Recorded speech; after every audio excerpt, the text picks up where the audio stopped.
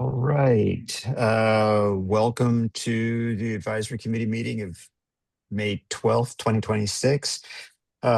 Despite what was noticed, we basically only have one thing on the menu, which is to continue our discussion and take possible votes on the warrant articles for STM1, which relate to zoning and tax certainty agreements for the Chestnut Hill Commercial Overlay, proposed Chestnut Hill Commercial Overlay District.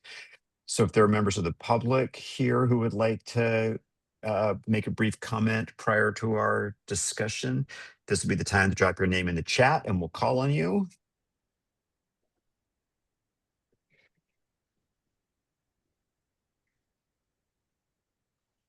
And if not, we should pick it up where Dennis, could we you left. just make the announcement one more time? We had a couple public members join Sure. If late. there are members of the public who wish to make a public comment about the special town meeting 1 warrant articles, drop your name in the chat.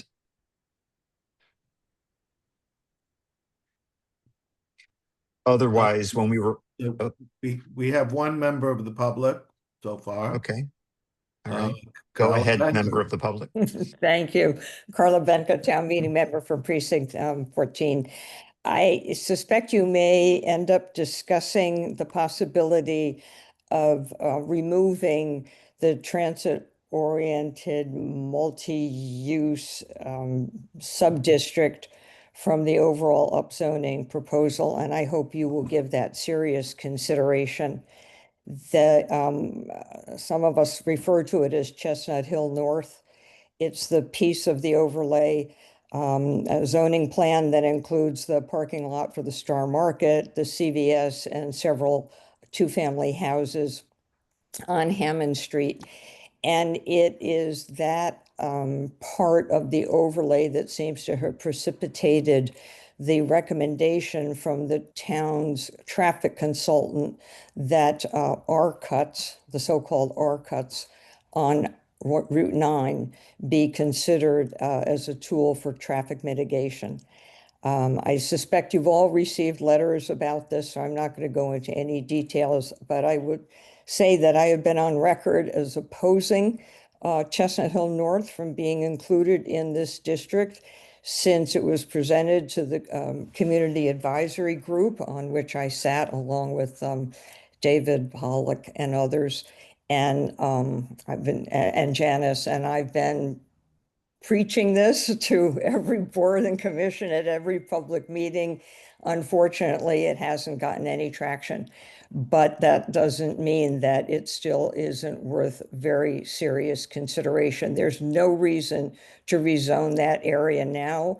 The property owners have zippo intention of doing anything with their properties for the foreseeable future.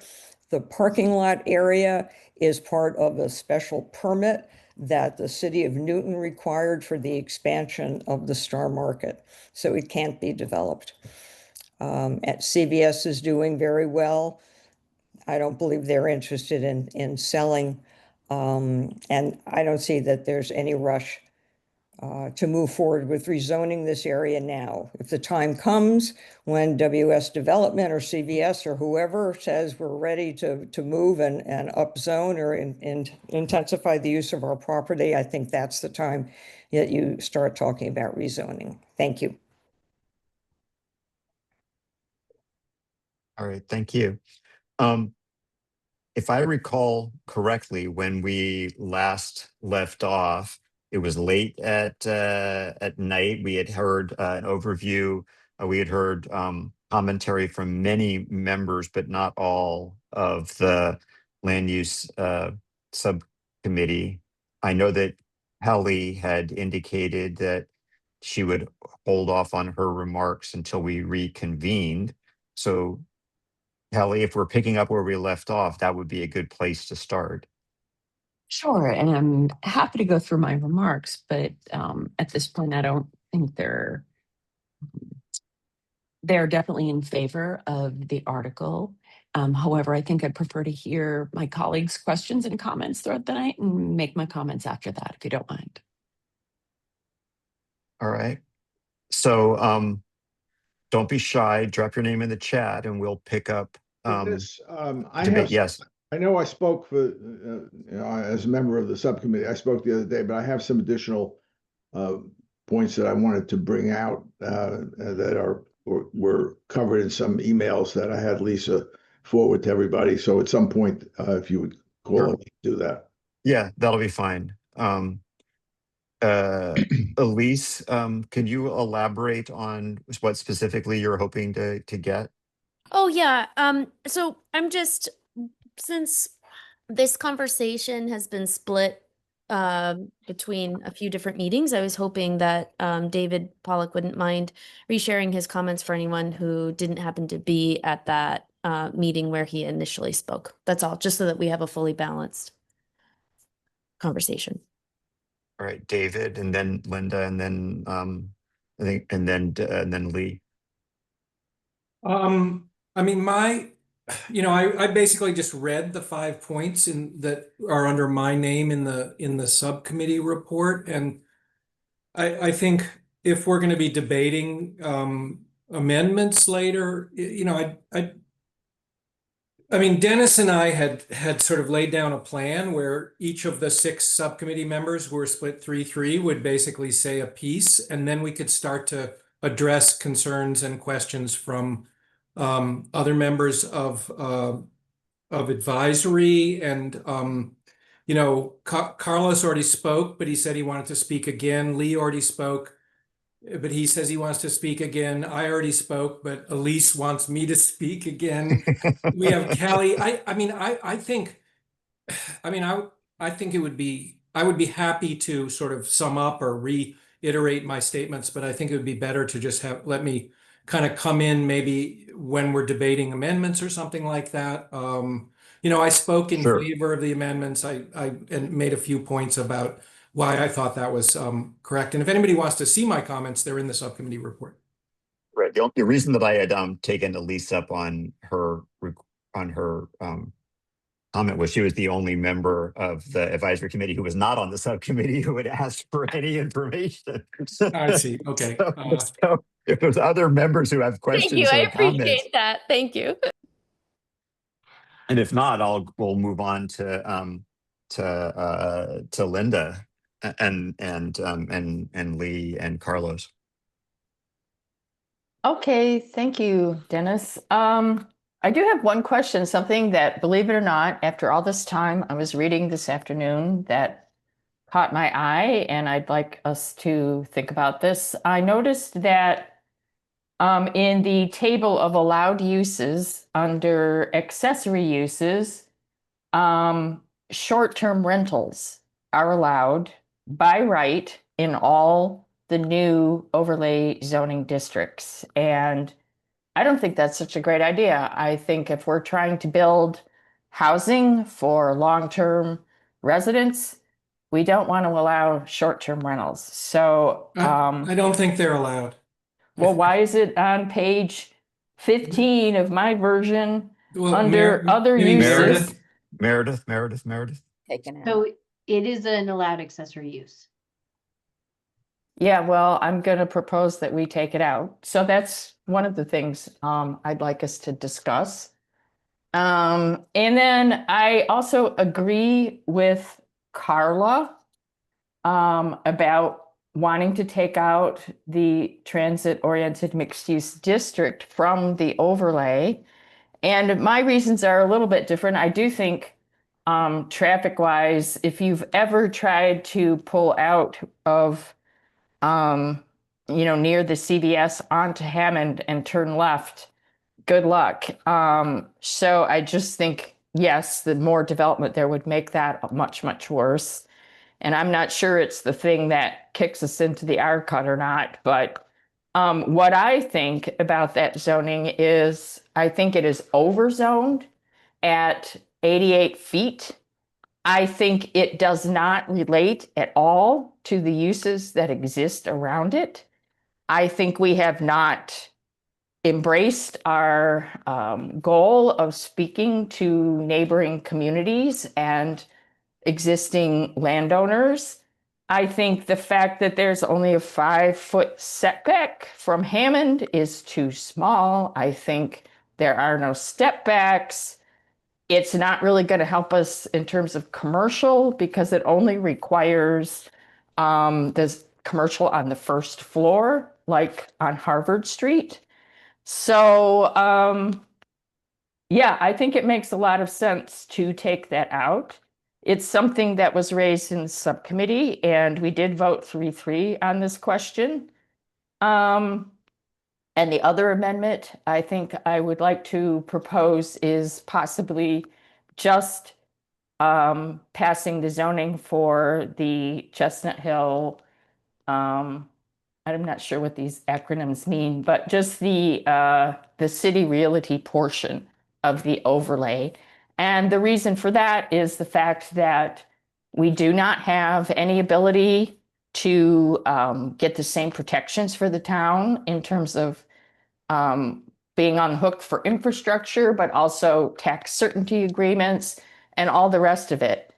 And, you know, when I look at this thing in total, I have to agree with Lee on some level that I do think it is too big, too much density for what the site and the roadway can handle. I think that's probably definitely true. And I think that there's a great deal of momentum to just, you know, pass something and see what happens. But I don't think, you know, I mean, that is an option. I don't have a lot of faith that as proposed, this is going to get built. And I don't have a lot of faith that we're not going to, you know, get some kind of slap back with a 40B proposal. We're kind of being blackmailed with that now in the same way that we were at Waldo Durgan.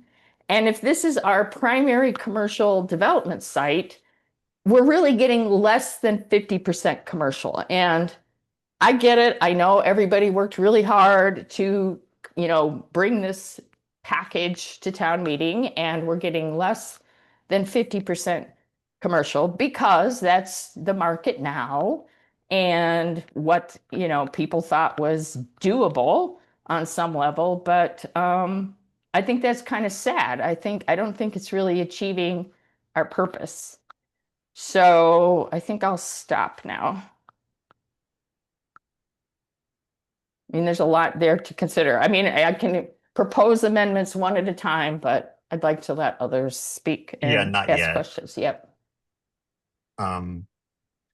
So you said questions and comments. That felt more like comments. I'm not sure there was Well, a the question that was came out of that. about the short-term rental because Sorry, thank you. I forgot Yep, about that. You already yep. got that answered. My bad. I just wanted to make sure that if there were questions, we got directed to the right place. Mhm. All right, Carlos, and then Harry, I'll let you drive the Okay. Hi, so I had a question. Today there was an email from one of the select board members regarding traffic study and the relationship of the traffic study with the future, the DOT, and the project and the past. So my question, I guess, is for the staff. There was a study that was presented back in a year ago or so that was related to this project or this upzoning. How many times has that study been shared with the Massachusetts Department of Transportation? How has it been received, or what comments has the DOT given at each of these meetings? And how is this study not, because the email here says that the study really has nothing to do with the upzoning, or at least it's saying no changes proposed to the Route 9 or any Brookline streets are part of the warrant article related to the Chestnut Hill commercial area under the consideration for the special town meeting. So what was the point of the study? And how will the traffic be sort of abated with this when this is upzoned in end of this month? Thank you. Meredith? Thank you, Carlos. So I'm not sure what message you're referring to. But in terms of the questions regarding the traffic study, I guess I'll start with the questions about Mass DOT. We have had several meetings with Mass DOT, keeping them informed about the study work. And as we brought Kittleson and Associates on to do the transportation study, we wanted to keep Mass DOT informed and sort of present draft proposals, get their initial feedback before continuing to build upon that study work and some recommendations. So, Mass DOT's response, they asked some clarifying questions. There was certainly interest in the level to which we were coordinating with City of Newton. And, by and large, I think there was the sense of, please keep us informed as this project is moving forward.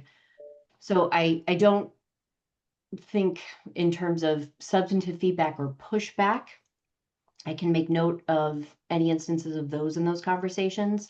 We certainly presented the intersection improvement at Hammond and Boylston Street that we had identified as a potential intervention.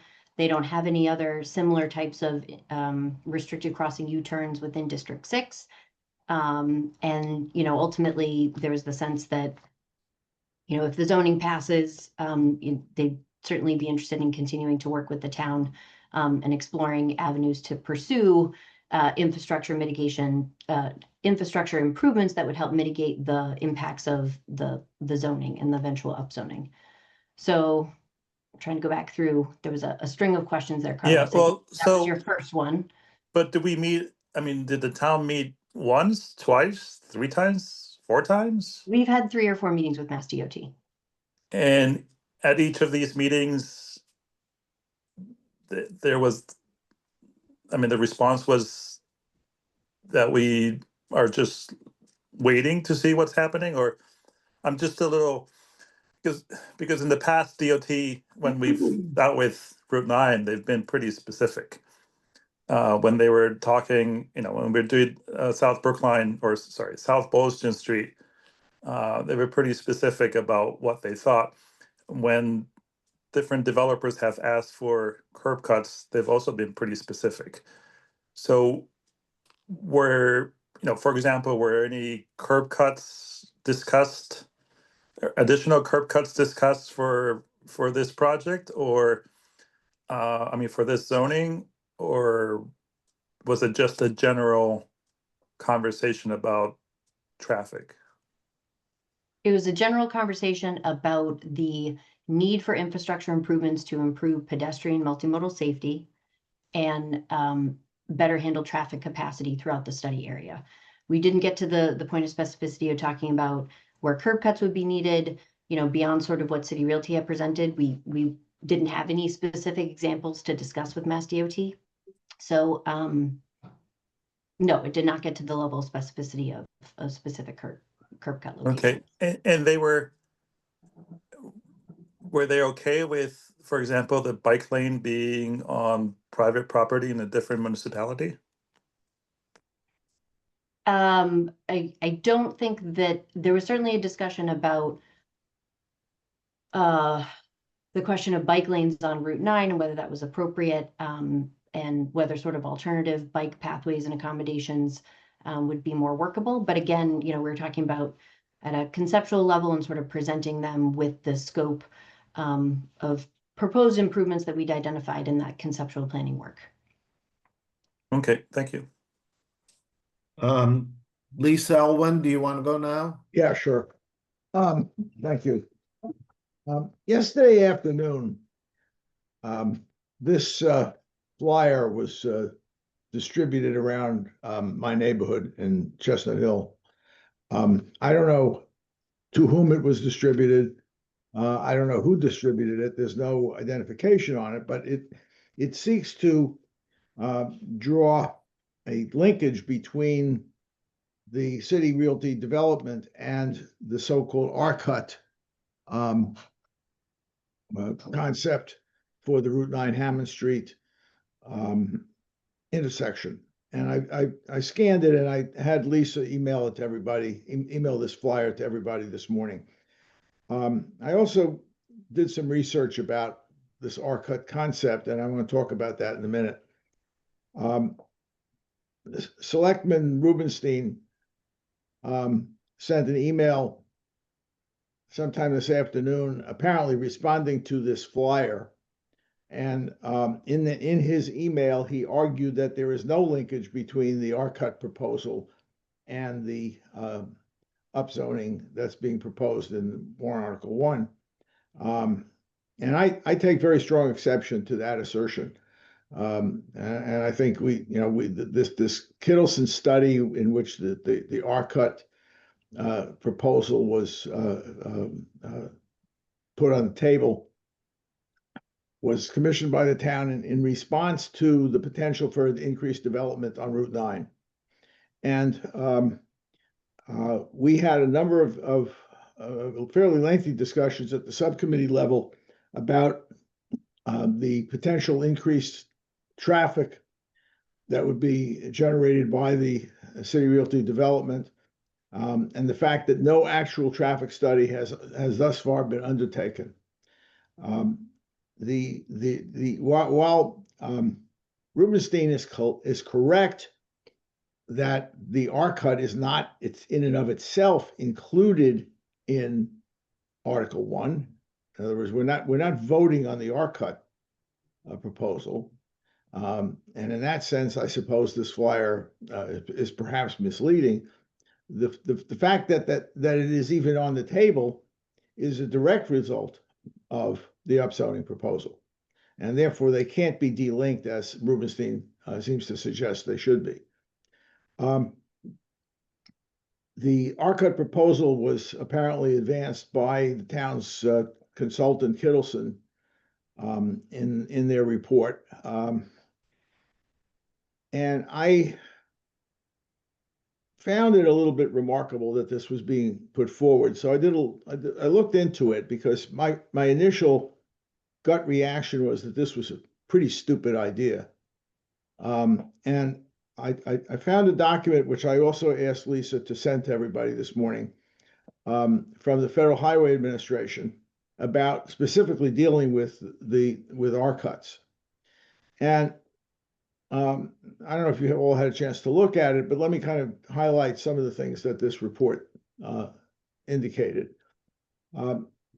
The R-Cut is intended to be used in a situation, and this is per the FHA, and you can look at it in the report, where you have what they describe as a high-speed divided highway that is intersected by a local road.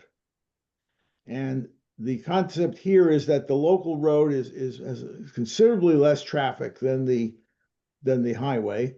And rather than, and in fact, it contemplates an intersection that is not even controlled by a traffic light. And the idea of the R-Cut is that rather than have drivers trying to cross the high-speed road without a traffic light and taking a chance on getting hit, that the R-Cut would force those drivers on the local road to make a right turn on the highway, then make a U-turn, and then make another right turn to continue on the same street. And without commenting on the merits of this, for the specific situation that is described in the Federal Highway document, that might even make some sense. Except that that's not the situation we are confronting here. Hammond Street is not a local road. It is, in fact, one of only two principal arteries that connect South Brookline to North Brookline. Hammond Street has a fire station. And it is not very far from another Brookline fire station, the one at Reservoir Road and Route 9.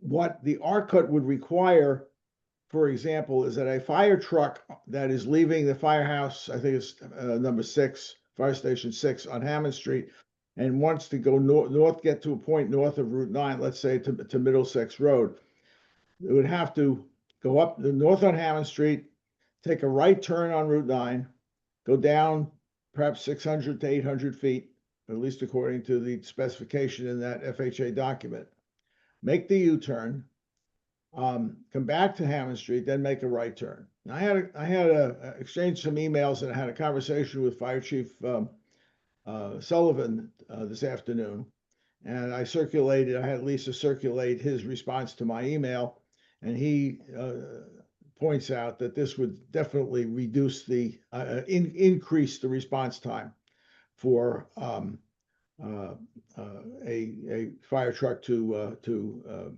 respond to an emergency. The FHA document also, by the way, contemplates that the width of the median strip on this divided highway would be something like 40 feet. And if you look at the median strip on Route 9, I don't know exactly what it is, but it's not even 10 feet. Maybe, I don't even think it's anything close to a full traffic lane in width. So imagine a situation where a fire truck or any truck for that matter is attempting to make a U-turn on Route 9 with oncoming traffic, using that of course, the width of a very narrow median strip. I mean, this is just not realistic. And I don't know anything about this Kittleson outfit, but quite frankly, for them to have proposed this makes me question their competence. And it certainly would seem to indicate that they had not looked at what the FHA is recommending. Fire Chief Sullivan certainly has indicated that this would not be something that he would be happy about. Now, it's true that there is no direct linkage here, but between this and the upzoning proposal. But the fact is, the upzoning proposal will generate a lot of traffic that in addition to the traffic that's already there. And I don't see how we can proceed with it without both an understanding of how much that traffic increase would be, what its impact would be, and what can be done to accommodate it before we allow upzoning to go forward. And I don't know precisely why Selectman Rubenstein seems so zealously carrying the water for the developer, but he certainly, from his email this afternoon, it certainly sounds that way. And I think that we need to look at this more carefully. Route 9 is an interesting situation.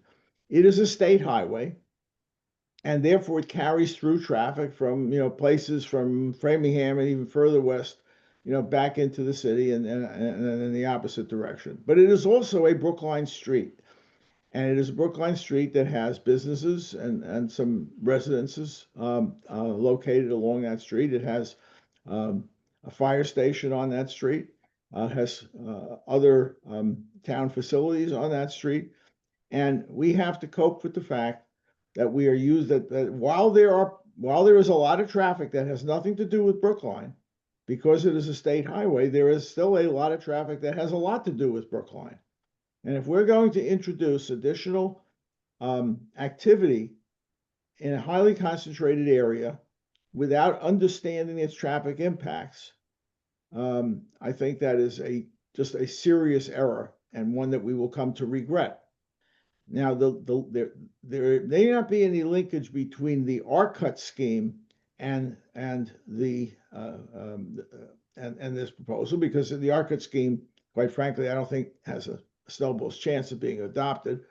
But the fact that this has even been raised by a town consultant, no less, underscores the concern about the increased traffic. And that is clearly linked. And Selectman Rubenstein's effort to walk that linkage back, I think, is unfortunate and certainly is not appropriate. I'm more convinced than ever that this is not something that should proceed at this time. And I think that the risk is very high, and we just don't know enough about it. It's going to materially affect the quality of life in that part of town. And we need to have a lot more understanding of what the traffic impact will be, what the options for dealing with that traffic impact will be, if any, before we proceed to allow something as dense as this to go forward. Thank you, Lee. Meredith, I know you had expressed an interest in responding to at least some of the issues that were raised. So go ahead, and then back to you, Harry. Thank you. So I did just want to respond to the very important point that Lee brought up in terms of ensuring emergency vehicle access through an R-cut. This was something that was discussed at the staff level in working with Kittleson, and was also brought up at the T-board by Captain Todd Cantor from the fire department, the same set of concerns. And the response is that it is certainly possible to design an R-cut to allow for emergency vehicle access that wouldn't require them taking the U-turn. And that would certainly be an important priority if we move forward with this concept.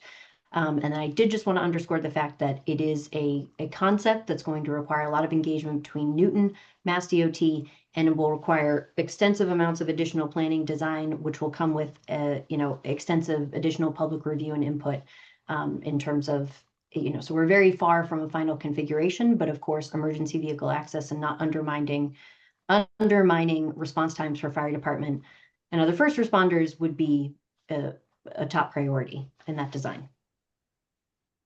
Meredith, I think there was a question, or at least implicit in what Lee was asking, and I was wondering if you could weigh in on that as well, which was the question about the relationship between the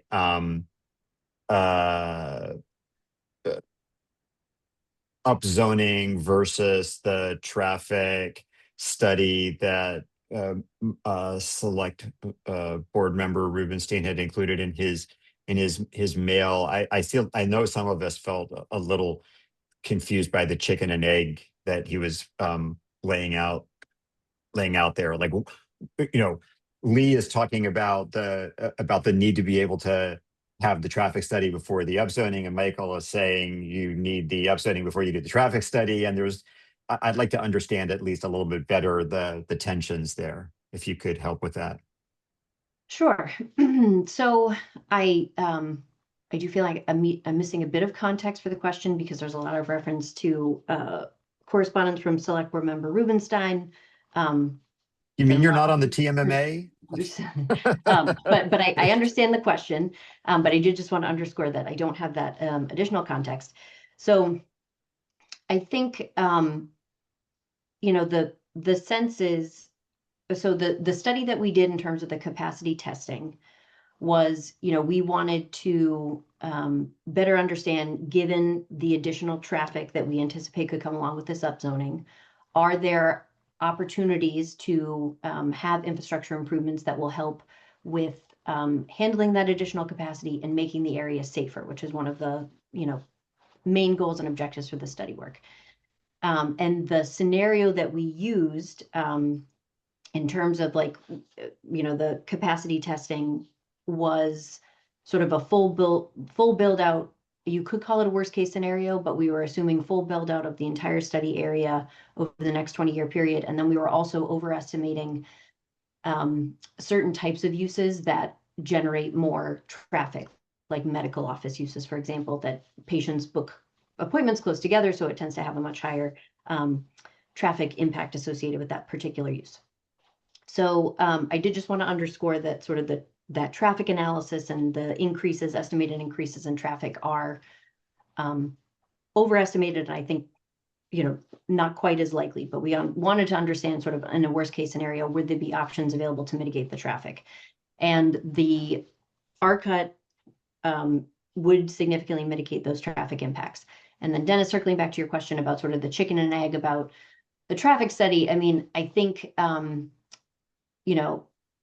there is this sense that we already know that the infrastructure on Boylston Street is not adequate and it's going to continue to deteriorate in terms of its level of service, and it already has safety issues.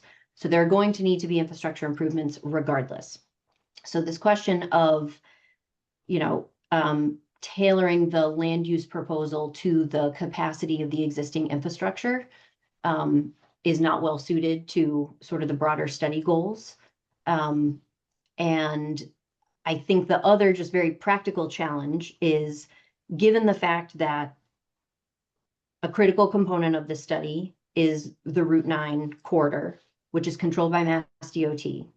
It's, challenging to engage the state and a broad, complex state organization in these discussions. And I think having conversations with them about hypothetical zoning and, potential developments is just not going to be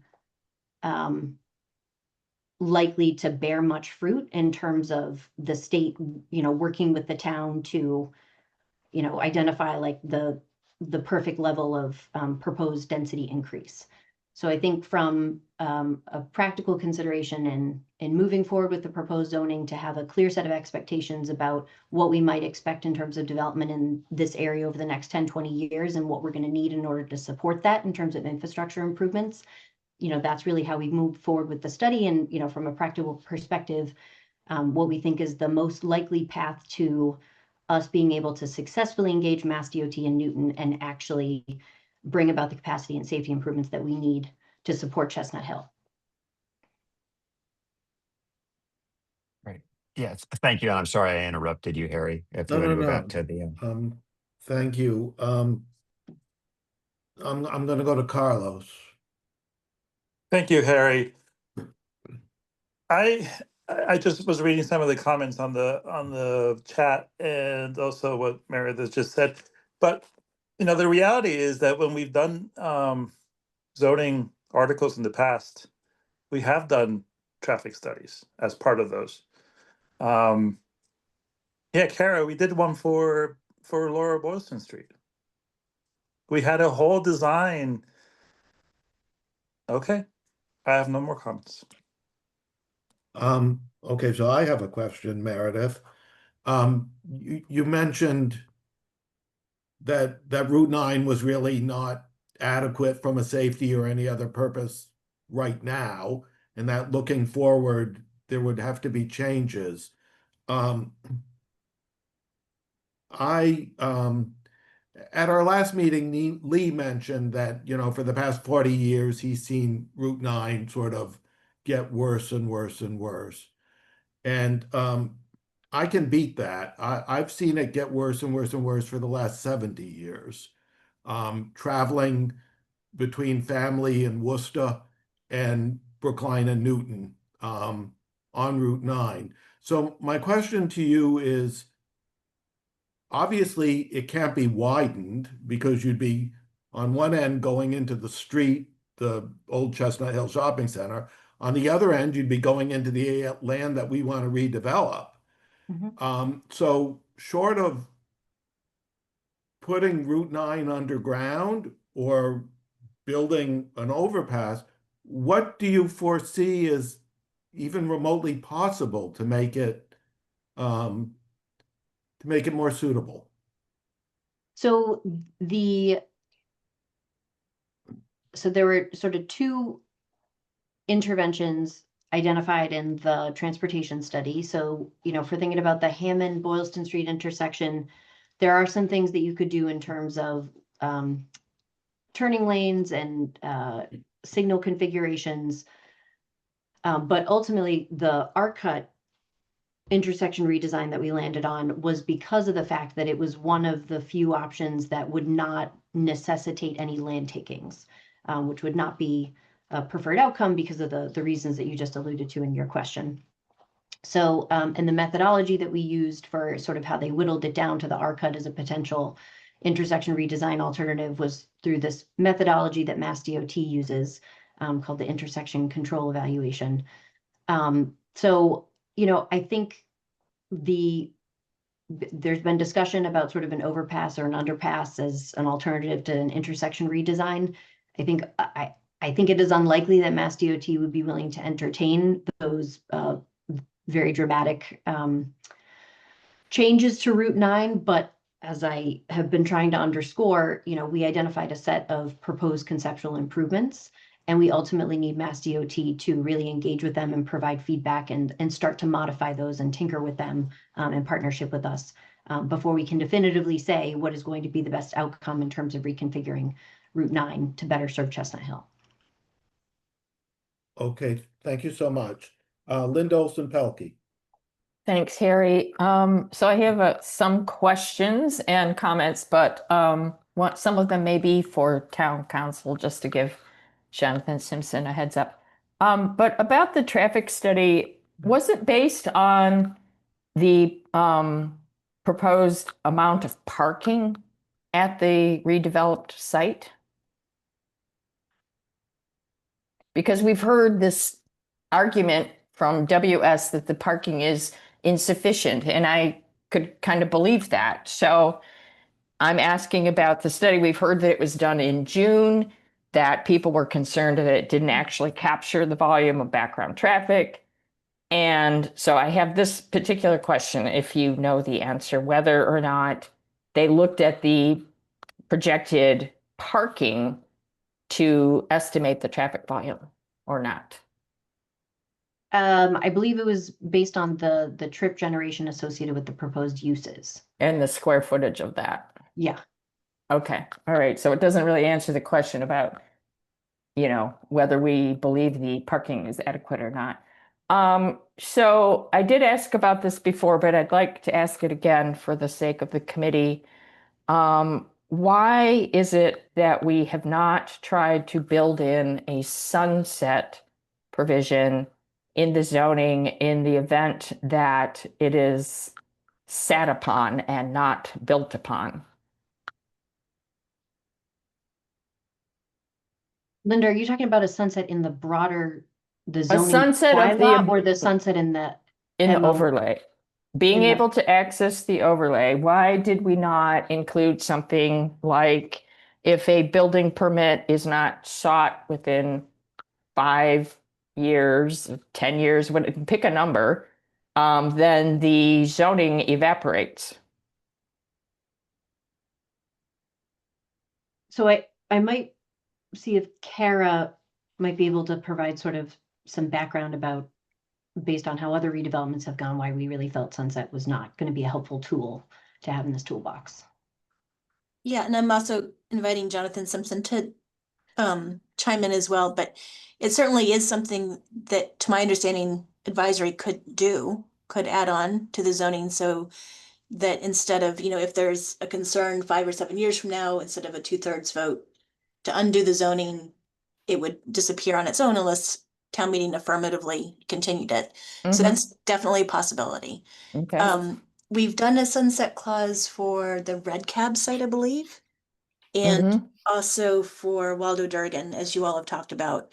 And for for Waldo Durgan specifically, because it was a one owner property, it didn't work as written, and probably any way that we write it would be hard to get around, because a single property owner can take that first step to, lock in the zoning and then move forward.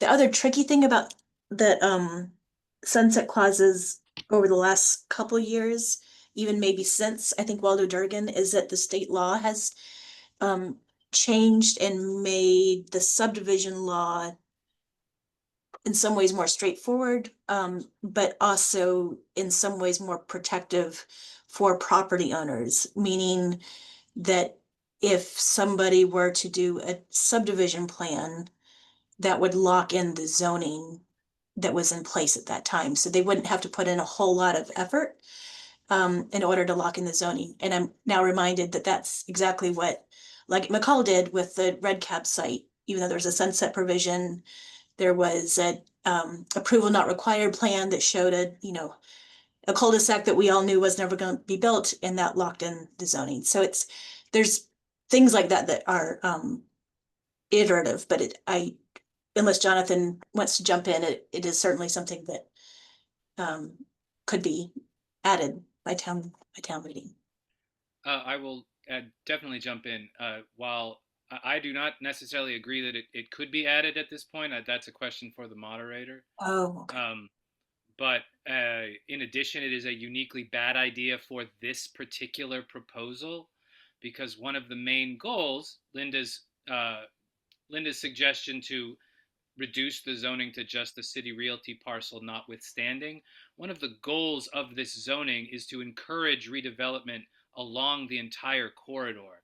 A sunset of any legitimate, of reasonable length, 5 years, 7 years, is going to strangle that, because as far as we know, other than City Realty, even the growth companies, the immediate abutter, is not going to be necessarily ready to roll within that sunset period.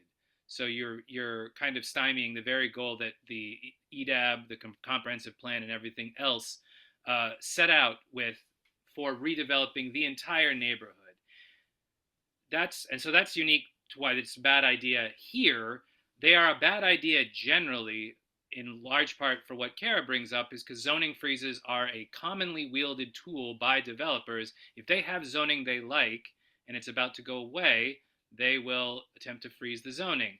Now, whether or not a sunset clause could somehow bar that from happening, I think it's not the exact same circumstance. Zoning freezes most typically come up when the town attempts to change the zoning at town meeting and they're preserving a previous zoning. However, they would still apply if a developer began their project. They wouldn't have to get very far along before they could very much argue that we are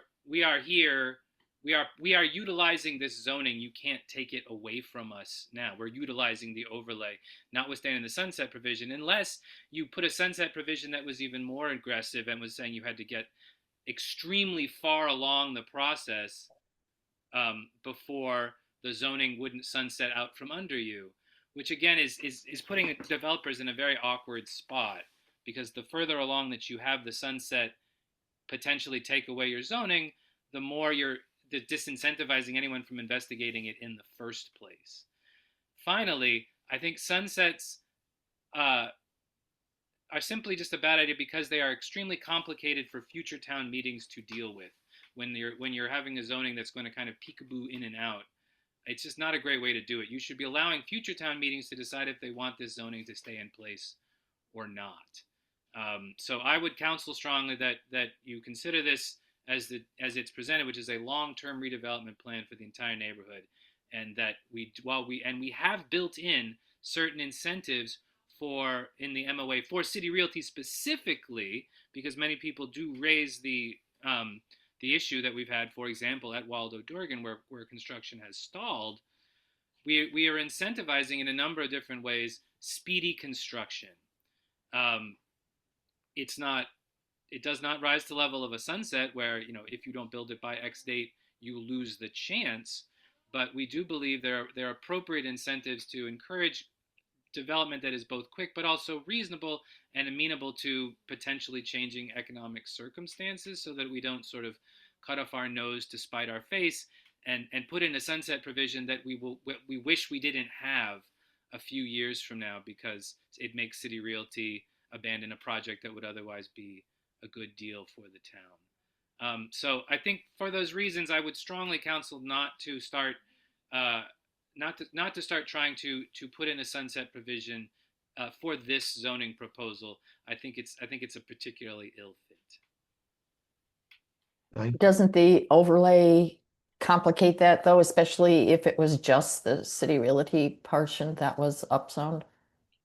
What do you mean? Does it? Well, I mean, because you made the case that we're trying to incentivize a broader neighborhood scale development, and that's one of your main reasons why not to impose a sunset. But if we only had the City Realty site involved, and that we have this, kind of proposed land use all kind of worked out, and this agreement with the town, it seems to me that we have a very strong incentive from the town side to want them to begin as soon as possible.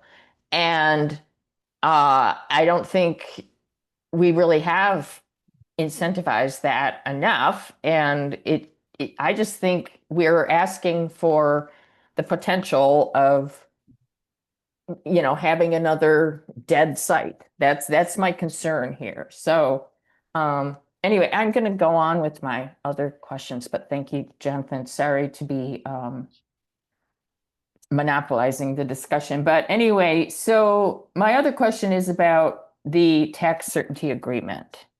And over the weekend, I'll just say David Mark emailed me about, can't we require tax certainty on the other portions of the overlay in the same way that we have at City Realty site, and include that in the zoning. And of course, the moderator said it was out of scope. But what I'm worried about is the persistence of that agreement and its lawfulness. I mean, what is the potential for it not being upheld as an agreement, as a legitimate contract between the town and the landowner? I mean, what if somebody wants to bring it to court and say, you can't do this? What are our, I mean, has it been challenged in other situations? And what do we think the chances are it will be upheld? I think the first way I would address that is the chance that a legal challenge will be brought in the first place is extremely low, because you'd have to have not only a purchaser who was interested enough, who wanted to start this incredibly costly legal fight, but would also be buying the parcel in the first place. So it's not a situation where someone who has an asset has suddenly been faced with a regulatory change that they need to fight, or they'll lose the value of their asset. Where the tax certainty agreement, one of its main benefits is it operates as a disincentive for any nonprofit to be buying into these sites at all, because they know they'll have to have a fight if they ever want to try to enjoy their tax exempt status with respect to real estate taxes. So I think the chance that we'll get a legal challenge in the first place is very small. Now, if that somehow did come to pass nonetheless, I do not know. These are, as I'm not aware of any other community that utilizes these agreements. But we have several of our bases covered that are commonly invoked in cases like this.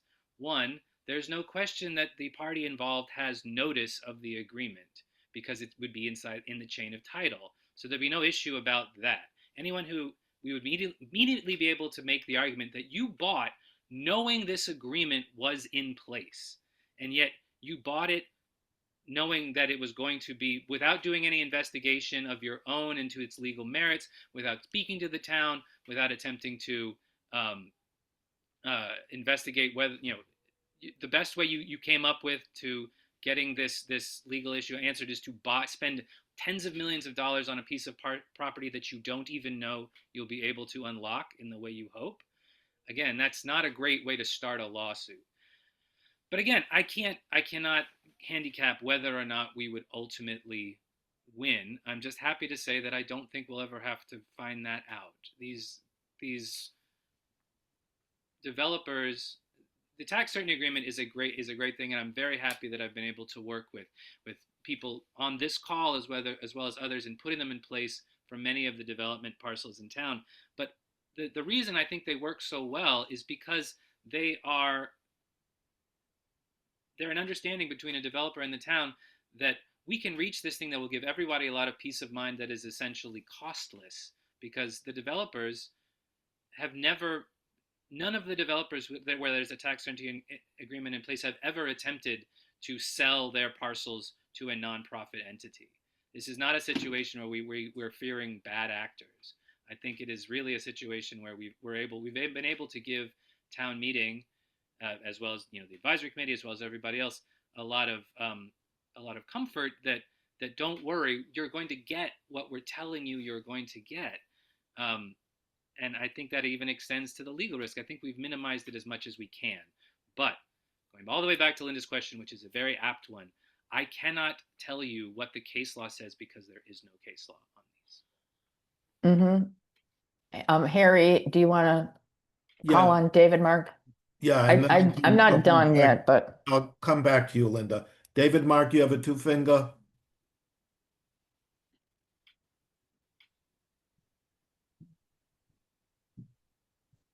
he looks frozen. You're muted. No, he's muted. Oh, sorry. Forgot about that. I remember that we rezoned Brookline Village and the developer then flipped the property over to Children's. So, that's the nonprofit, and I'm sure nonprofits want it. My question is, if there's a tax certainty agreement that we think is legal, and a nonprofit picks up the property before or after it's developed, wouldn't Dover override any town agreement?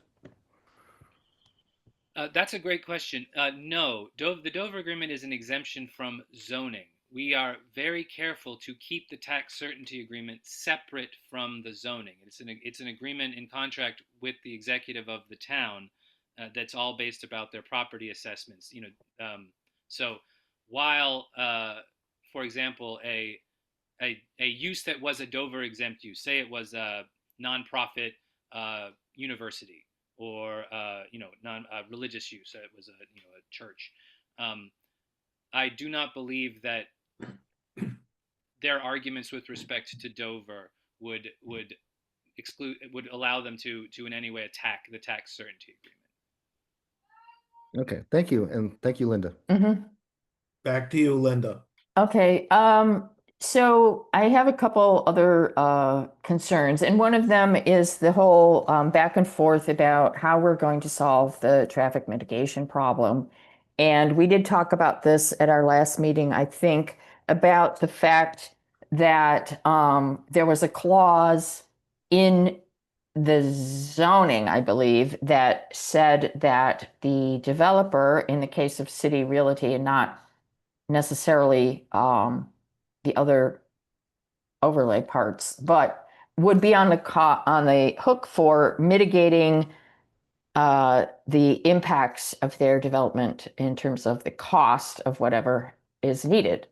And yet we all know that it's a state highway, and that if the state pays a lot of money towards this, they're going to ask for local matches. And I can envision a dispute about the portion of the cost that is attributable to City Realty. And I just think we need to go into this with our eyes open and understand that there's a very good chance that either the development must be scaled back, or we must come up with a whole bunch of money to help build that flyover that's needed, or whatever it is. So that's just something in the back of my head. And I wanted to comment too on this hearkening back to the previous comp plan, because yes, this area was identified for commercial development, but there was a whole lot of caveats around that in that plan about working regionally with our partners and the the T and MassDOT and Newton and Boston and the emergency service providers and blah, blah, blah. And that really didn't happen here. So I just think it's a bit of a stretch. Yes, we want the commercial development, but that didn't necessarily translate to rezoning the whole area for areas that are simply not going to be contributing to the commercial tax base. So I guess I'll stop for now. Thanks. Thank you. Janice Kahn. So first, I want to thank Linda for her. Can you hear me? Yes? Yes. Okay. All right. I want to thank Linda for her very astute look at the zoning, and also for Carla's comment. And I have a show and tell. So this is probably something that very few people have on this Zoom call have seen. This was produced for Chestnut Hill Square. At least 1,000 pages. This actually went to the state. It went to the Executive Office of Environmental Affairs. So, and guess what? There's a traffic study in here, but it came after they proposed their development, because they needed to have something that they were going to evaluate.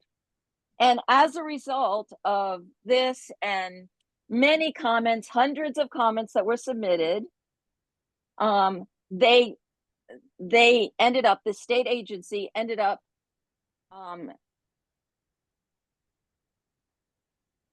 England Development, which is the one that did it, that they had to scale back their project, which is what they did.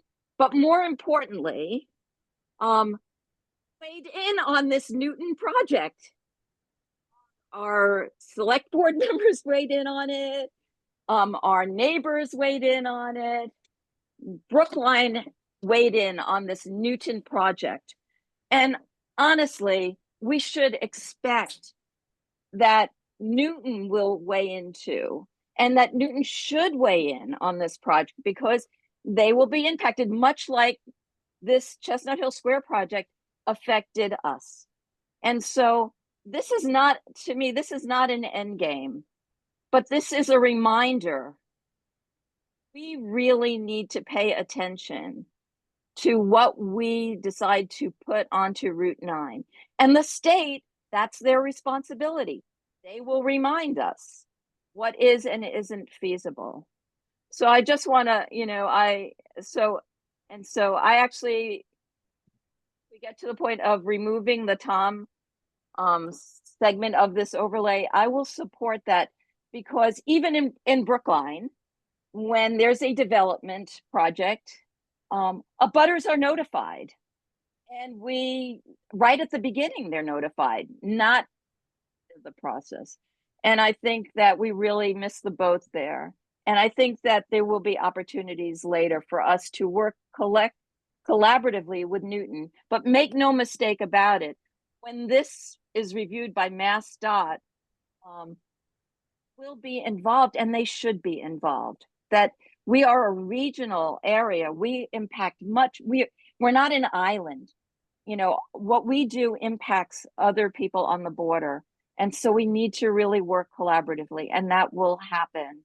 I also want to reflect on one thing that Linda said, which is I remember discussing at the CAG that we wanted to remove in the overlay the ability to do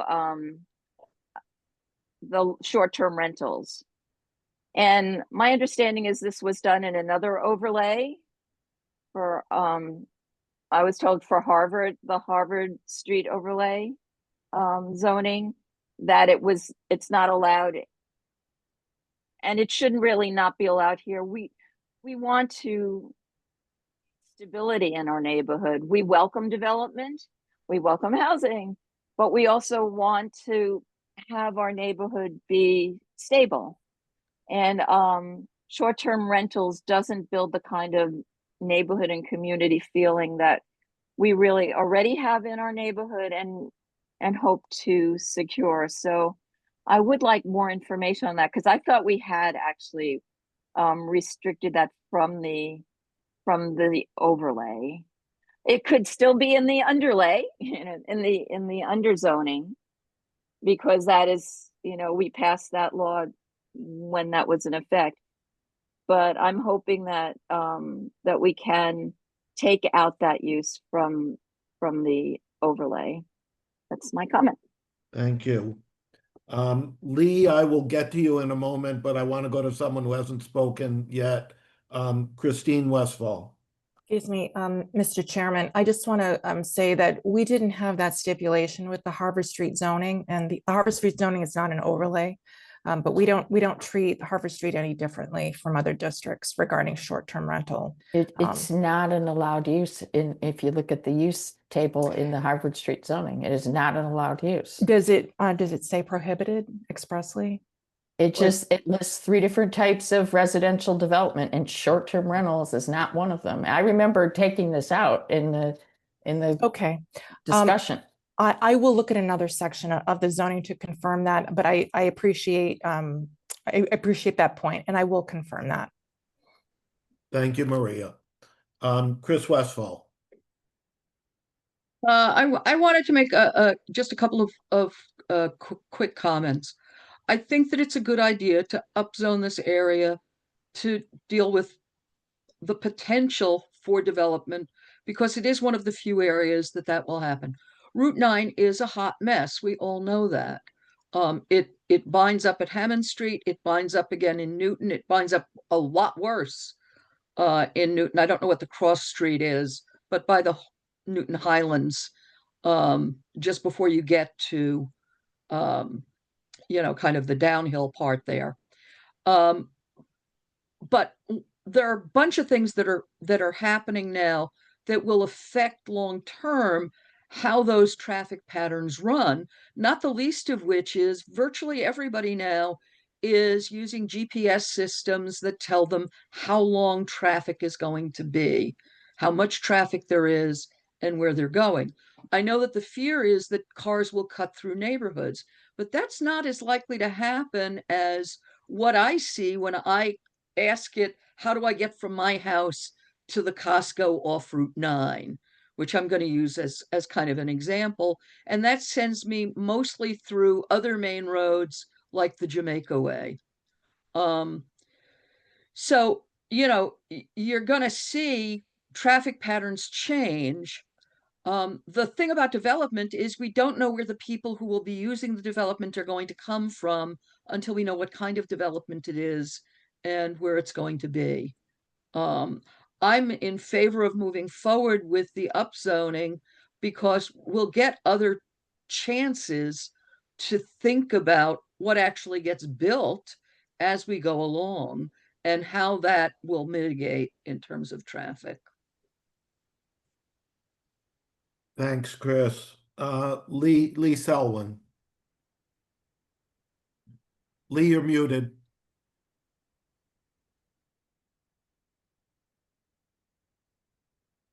Sorry. I just want to clarify some points that I don't remember whether it was Carol or whomever on the Kittleson study had made. The Kittleson study recommends the R-cut as involving sort of the least impact in terms of cost and land, any land requirement. Is that its preferred solution? Is my first question. I'm sorry, Lee, what do you mean by its preferred solution? Well, in other words, it offered there were several mitigations that were mentioned. Is the R-cut the one that it seems to be recommending as the preferred solution? Because based on Kittleson scope of analysis, they think that the R-cut is the best intersection redesign option for Hammond and Boylston Street. Okay, now I didn't see anything in the in the Kittleson study about some sort of exception arrangement that would allow a fire truck to make a left turn, for example, or other emergency vehicles. And I don't fully understand, how that would work if you're going to put a barrier across the intersection. Can you elaborate more on that? And I don't believe the fire chief when I spoke with him, was aware of anything of that sort either. So Lee, I'm limited in terms of how much I can elaborate on the way the R-cut would be constructed. I think also, as we've been talking about, the design is not set in stone. There would be a lot of additional design work, then there would be public process and public input. But what I can relay is the response that Kittleson gave Captain Todd Cantor, who raised the same exact issue and concern at the T-Board presentation, in that, it's certainly possible, and there are other examples of configuring restricted crossing U-turns to allow for emergency vehicle access that would not require them to do the U-turn movements. Okay, now the thing that I'm still confused about, and I realize you probably did not see Selectman Rubenstein's email today, where he appeared to try to walk back any connection between the R-cut proposal and the upzoning. But it sounds to me like you're suggesting that there is a connection because the study was commissioned to address potential for increased traffic on Route 9, and the consultant came up with the R-cut as the preferred solution. And what I'm trying to understand is,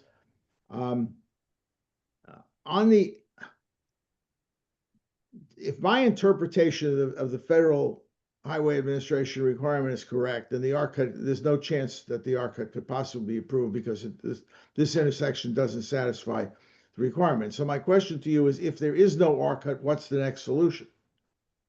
The R-cut, the other alternative would be lane turning and signal timing configurations, which will not be effective in addressing sort of the worst case scenario capacity testing situation that the third phase of the capacity testing studied. So you're saying it won't be sufficient? Right. Yep. Okay. I don't even understand how the R-cut can increase traffic flow if people are going to be lined up making U-turns. But that's, you know, again, that's something that can be discussed. But what's confusing me is if the R-cut is the preferred proposal and the R-cut has a lot of hurdles before it can get approved, and there's a strong likelihood it won't be approved, and you're saying that the other proposals would involve some reduction in traffic flow, then you know, it doesn't sound to me like you have a solution. That in other words, that this development will make matters worse is really what you're saying, unless the R-cut can be approved and unless the R-cut will achieve the outcome that the consultant suggests it will, which the FHA seems to say it won't. For example, the FHA says there can't be any driveway curb cuts within the area where the U-turns are going to take place. But if you look at what's going on there, you see there are all kinds of driveway curb cuts on both sides of Route 9 in that same 400 to 800 foot distance between Hammond Street and where the U-turn would take place. You also have U-turns requirements occurring in the other direction, where people driving east on Route 9 need to make a U-turn in order to get into the Chestnut Hill Shopping Center. And that's going to interfere with the R-cut proposal. I just don't see how this is going to get approved. And from what you're saying is if it doesn't get approved, things will get worse. So I don't see how, I don't see how it can be delinked from this zoning proposal, as Rubenstein seems to want it to be. Okay, well, I can't address the points Select Board Rubenstein made, so you'll have to address those to him. But I think, you know, your points about the federal highway standards and the research that you've done, I'm assuming that those are reflected in the criteria and the standards that the state has in terms of how they select potential options using this intersection control evaluation methodology, which our consultant used, which we reviewed with Mass They DOT. don't seem to be reflected in the consultant's report, the best I can tell. Okay, so fair enough. And what I would say, Lee, is like an equally possible alternative is that we could present this concept to Mass DOT, and Mass DOT as the property owner with, you know, control could have, you know, a unique perspective on opportunities within the roadway configuration that our consultant just didn't have the benefit of having those perspectives, and there could be a modification to the proposal, or it could turn out that Mass DOT identifies a different intersection configuration.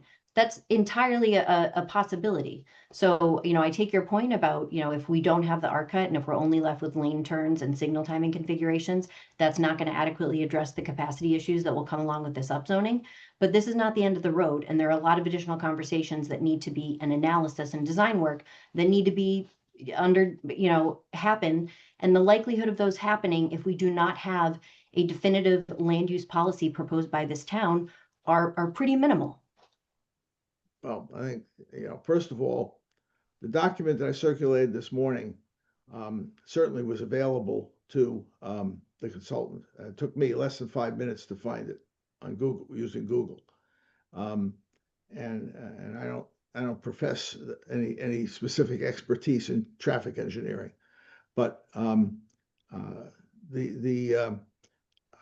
what I just don't understand. It seems to me that from everything you've just told us, that you are relying on the consultant's conclusion that the R-cut is the solution, because any other solution is not going to work. It's going to make things worse. And if the R-cut, until you can determine the feasibility of the R-cut, it seems to me you don't have a solution, and your consultant doesn't have a solution, and that you know, you're asking us to approve a significant increase in density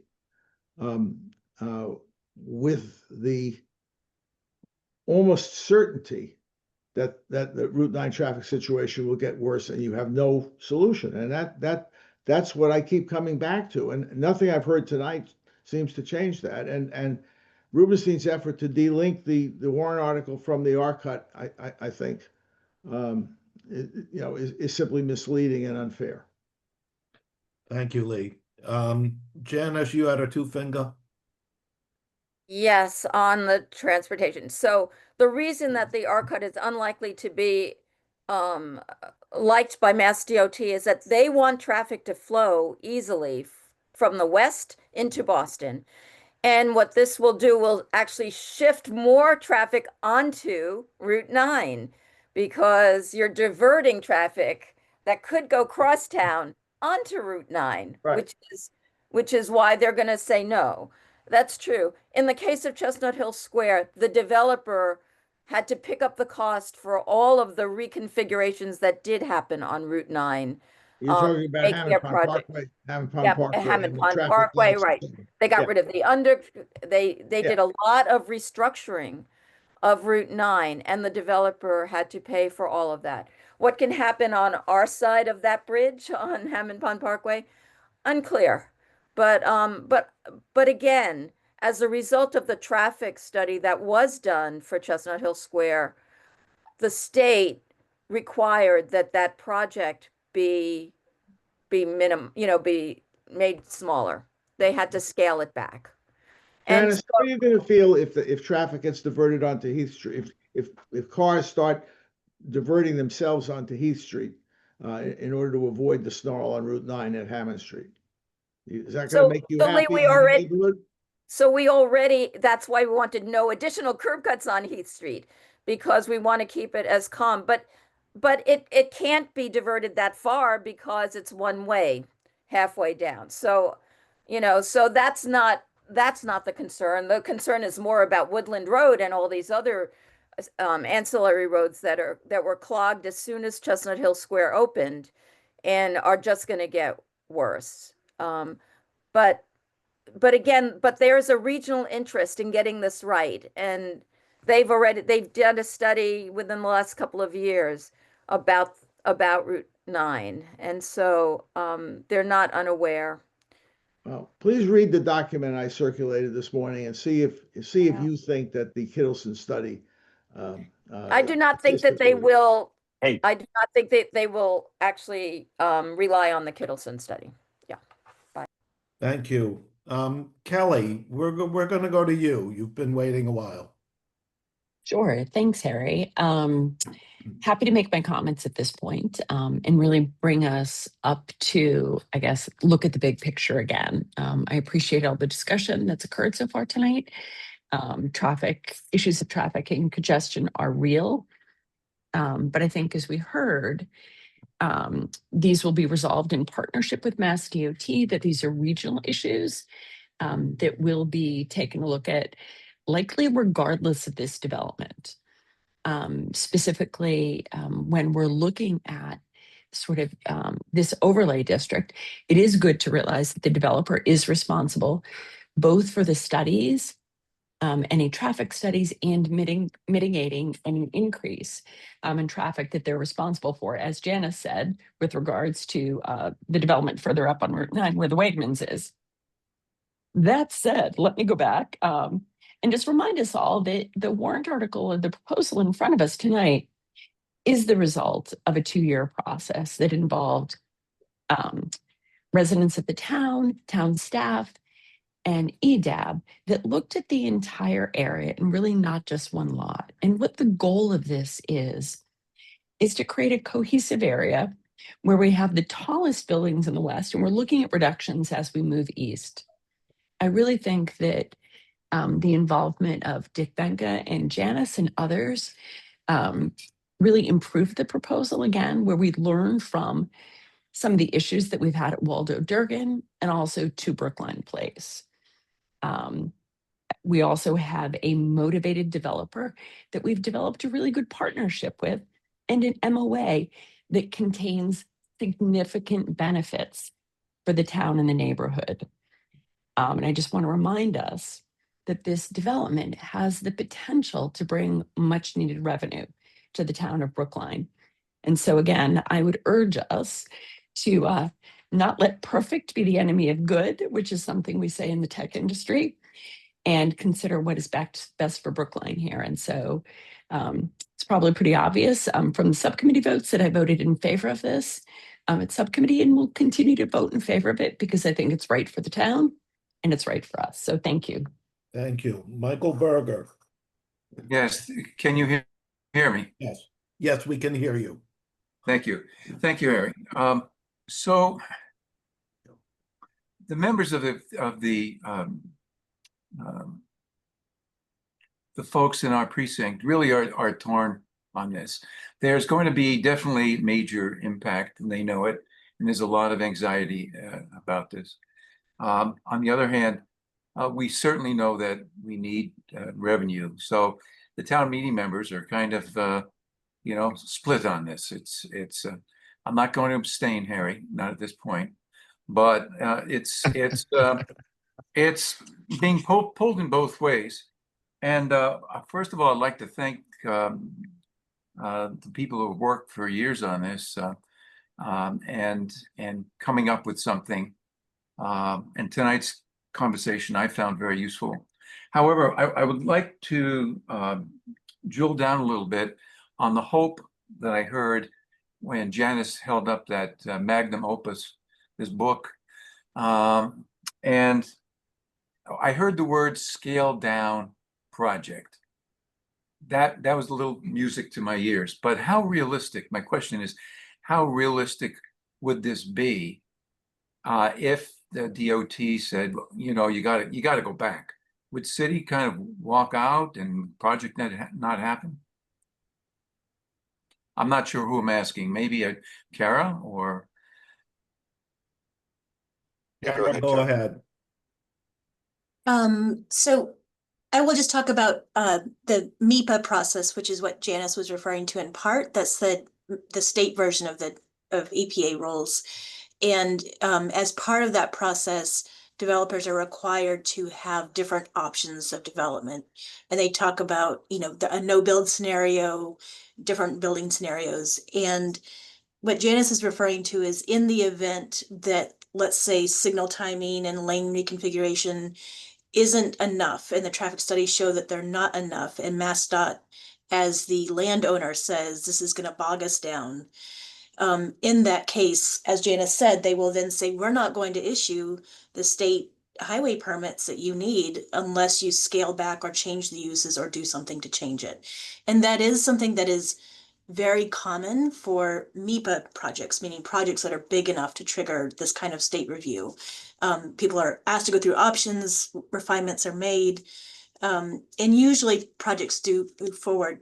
I wouldn't want to speculate on how much change could happen before City Realty walks. I know that they're here tonight, but the process itself is all based on having different choices, explaining what the mitigation would be for those different choices, and then reiterating until all of the state agencies together are making the decisions they think they need to make for state permits and decisions.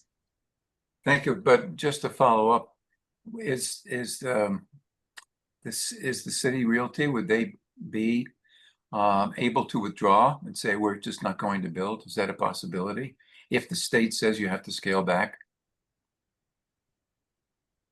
I defer to Jonathan and the City Realty team. I would think it depends on what that change is. It may not be scaling back, it may be adjusting uses. I don't know. Okay, I think that's really important because as Janice said, what I think people have in their mind is kind of a, you have pictures that City Realty showed us, and that's what you're going to get.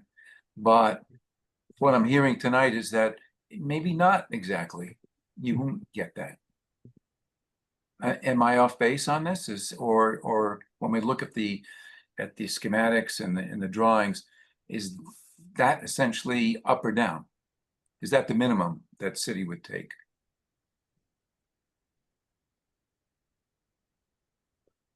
Is that question for City Realty? Pardon? I'm understanding that question is for City Realty? Yes. In other words, would they be able to withdraw or not build or not, because if they go through the process and they find that in scaling back, it doesn't give them the return they expected, would they be able to withdraw from the project and not build? I know we have Jennifer DePazzo here tonight. She's free to comment. I don't know if we have anybody else from City Realty tonight. Hi, yeah, Jennifer DePazzo Gilbert here. I'm the attorney for City Realty. I think that calls for a huge amount of speculation. It's really hard to say what the state would want scaled back. Do we lose the hotel? How many rooms would have to be scaled back? How much square footage on the residential? And do the numbers work? But certainly I agree with Kara that that's very common in a MIPA process. I mean, even in a town process, right? When you go through zoning and planning, there are changes that are requested. And in my experience, we try to work with our clients and the developer to make as many changes as possible that are requested from feedback by the planning board, the zoning board, all the different boards and commissions that we go through, as well as neighbor feedback, until you get to the point where it's no longer economically feasible or it breaches some agreement with the lenders. So very, very difficult to answer that question without knowing the scope of the quote scale back. Okay, thank you. That's been very helpful. Okay, thank you, Michael. Thank you, Jennifer. Sure. Michael, you're all set? I assume since you've muted. Yes, that's Okay, thank you. Elisa Jonas. Hi, this is quite an overwhelming project. I'm trying to grasp everything. In particular, my obsession about open space and green space, and are we adequately doing enough for quality of life when we do these developments? I can't really get a hold on how much green space is required and how much open space for each site. I know it talks about the 4,000 square feet that have to be contiguous, which doesn't seem particularly large to me. But I just want to urge all of you who are going to be involved in actually doing the planning to really make sure that we make this place something that people want to go to. If we want this to be successful, it's got to be a pleasant experience if we want people to have retail and residential. And right now, Route 9 is really ugly. I think the street, I give them a lot of credit for having really attempted to make something that people are happy to walk around. And I'm concerned that we've blown it a lot in the past. You know, we spent all this money on Gateway East, you know, doing all this consulting about the beautiful Gateway East and possible pedestrian zones and blah, blah, blah, blah. And then we get this one building, which is the Hilton Garden Inn. And they said, no, we just couldn't do this at all if we had more sidewalk. So we didn't get the sidewalk.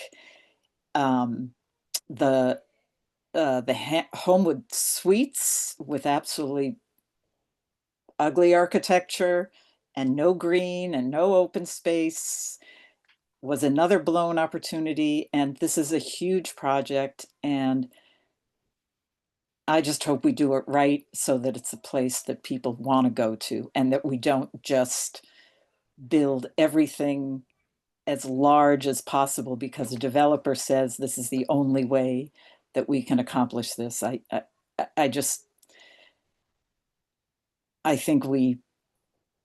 hope that we're going to do enough to make it an attractive site.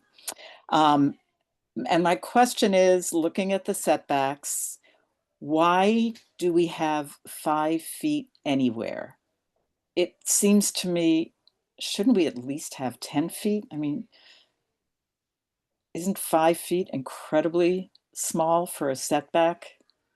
I'm going to give your question to Meredith. Thank you. I mean, so just food for thought. If you think about our other commercial areas, there's no setback from the sidewalk for a lot of those commercial spaces. And in terms of, you know, the objectives of getting shoppers in and out of your store and being inviting and welcoming, like that, there's an argument to be made for why in commercial areas a larger setback would not be desirable. I think in the areas. Why? Wait, why? Why would that make it more desirable to have a smaller setback? So your storefront, your entry to your store is like right on the sidewalk. And so there is sort of the thought, if you have a larger setback, it's just not as appropriate in, commercial areas, in terms of creating more space and distance between customers and stores. Just one consideration. So I think the places where we've applied the larger setbacks, certainly we brought in them on Boylston Street, the planning board, there was a lot of discussion about trying to capitalize on this opportunity to bring a little bit more balance to the Brookline side of Boylston Street and create sort of a boulevard effect with the larger setback requirements. And then the 5 foot, I think we also have to be realistic about the depth of these parcels and trying to preserve buildable square footage and the ability to successfully redevelop them. So there's the setback for the 5 feet to try to broaden, some of the narrower setbacks, without cutting in too much to the buildable square footage area. And then another consideration is the tree canopy requirements. I think that's going to be sort of another zoning requirement that's going to challenge developers to put in more open space and, kind of create some green carve outs along the frontage of a building as well. So, there's the setback, but then there are other components of the zoning that are going to lend themselves to enhancing the pedestrian experience and bringing some more, variety and open space green to the commercial area. I mean, I just see some of the main growth is either hair salons, banks, but especially restaurants. And that also improves quality of life for people who live there and who are willing to go places in that area. And I don't know, I'm obsessed with outdoor seating, making it a pleasant place. People go to Paris, to Rome. They're beautiful. They have open space. People can eat outside. It's lively. If we have just buildings on this really ugly street, and right now Boylston Street is a really ugly street, I just think it's a lost opportunity. And I think, why do we want to hope that they're going to do more green space? I would just like to require setbacks that kind of force them to make improvements to the cityscape. Well, there's the setback requirements, but then there's also the open space requirements, which is, some of those are right. I can't, actually, if you could just explain that a little bit better, because I've read it over and over again and I haven't been able to get a good picture of. I know you need 25 feet in between buildings. I don't know how good that is. It doesn't seem particularly wide if there's going to be 10th floor buildings. Yeah, if you could give some more clarity on that. Sure. Sorry, Lisa, I'm just flipping to the open space requirements in the zoning, which is section 14. So there are different open space requirements for the different sub-districts. We've already talked about, and you just referenced some of the like signature open space requirements for the CHC4, which are sort of envisioning as like the more campus style development. We've already covered that. Wait, and actually, on that, is that just a 4,000 square foot plot of land? Is that the one you're referring to that I referred to? Yeah, no, that wouldn't be. So they are required to have, sorry, it's so for the CHC4, they're required to do a minimum of 15% of the lot area for landscaped open space. And in addition to that, and the tree canopy requirement, that is, they're going to use a lot of that landscaped open space to fulfill. They also have to provide 5% of the lot area for large site open space. So that's the type of open space that we've defined as like a centrally located, visible, activated open space that's really trying to achieve a lot of the things that you just talked about, Elisa, as really desirable things we want in the commercial area. So that's for the CHC4. And that's kind of that courtyard area in City Realty's proposal is an example of that. So so why does 5% end up giving them that kind of area? could it be spread out? Just, I don't know. It seems very flexible, but. Well, so it's 5%, but then the way that the large site open space is defined is it has to be sort of a contiguous area, centrally located. And we feel that, that's the criteria that you're going to need to get sort of that activated open space. Like it is interesting to me that people use the street as an example of a really successful open space area, because if you look at a map of the street, and I think what people associate with that, there's a teeny tiny green rectangle, but because Right. of the way they've activated it and how they have built the commercial around it, the perception is that it's like very, valuable. Um, it sort of expands the value, the perceived value of that small piece of open space. But it also is 1 or 2 floors, so you're not having massive buildings with that. I think if you had massive buildings, that wouldn't be such an impressive amount of space, of open space. So we're dealing with different kinds of structures that are going to be surrounding the open space. Well, I mean, I think in the design guidelines and in the zoning, we really tried to focus on sort of as a pedestrian, your experience in terms of, it's really like the first 3-4 stories of a building are really what dictate your perception of that space from a pedestrian vantage point. And I can defer to David or some of the other architects on the call that can, talk about that point of focus in their work in urban planning. So that's definitely something that has been prioritized and incorporated into the zoning and the design guidelines. So that's for the large site open space. And then for the other sub-districts, it sort of varies, but for, the neighborhood mixed use and the 3.0 commercial area, there's the usable open space requirement, which is 25 square feet per dwelling unit. So that's going to vary a bit more based on the development program and sort of the scale of development. That part I mastered a little bit more than the other, just because. And what's with the 4,000 square feet of contiguous space? So that's that the courtyard you're referring to? Is that that space? That's for the large site open space in the CHC4. And do you know how large the street, that area is that you were just? It's comparable. I think the street was certainly a reference point in terms of setting the parameters for what we think would make a successful large site open space. Okay.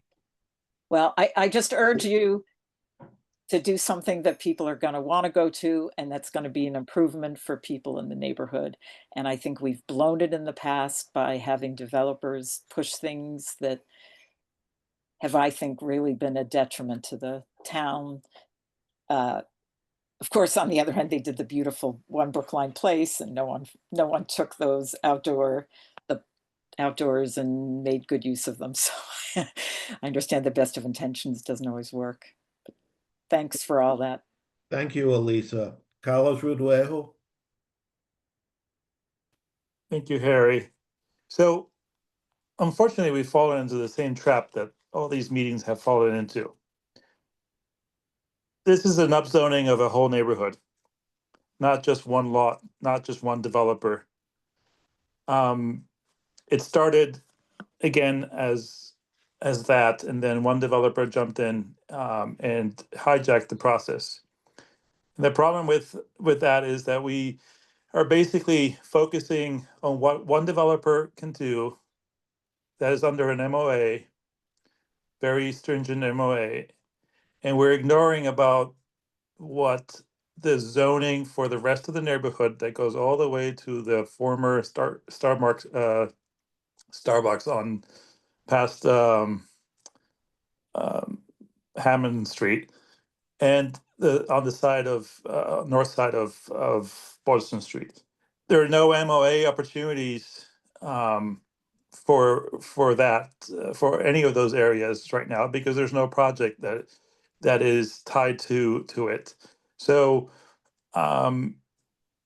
we just had a lot of discussions about this. We tried to since the discussion was always focused about the City Realty project, we tried to then maybe and by saying tried, I mean some of the committee members of the that worked for the last 2 years to focus it on just the CHOP site, but that hasn't gone through. So again, we don't know what's going to happen in the rest of, unintended consequences of the rest of the area. And we also don't know, we won't be able to get we won't have the same leverage as we are having right now in those areas, because we won't be able to have the MOU. So just to have that in mind, because again, the word that has been used the most today, I think, is City Realty, or the City project, or the project. This is a whole new, not just a project, and we are ignoring the fact. And Dennis, if I may, I'm just going to actually finish off my comment with my general comment, which is this project, or this approach, this whole Warren article, this whole upzoning for the last 2 years is going to set the standard of how we do things from now on. I'm pretty sure about that. Not only in size, but also in process. It's the first one that was staff-led rather than citizen volunteer-led.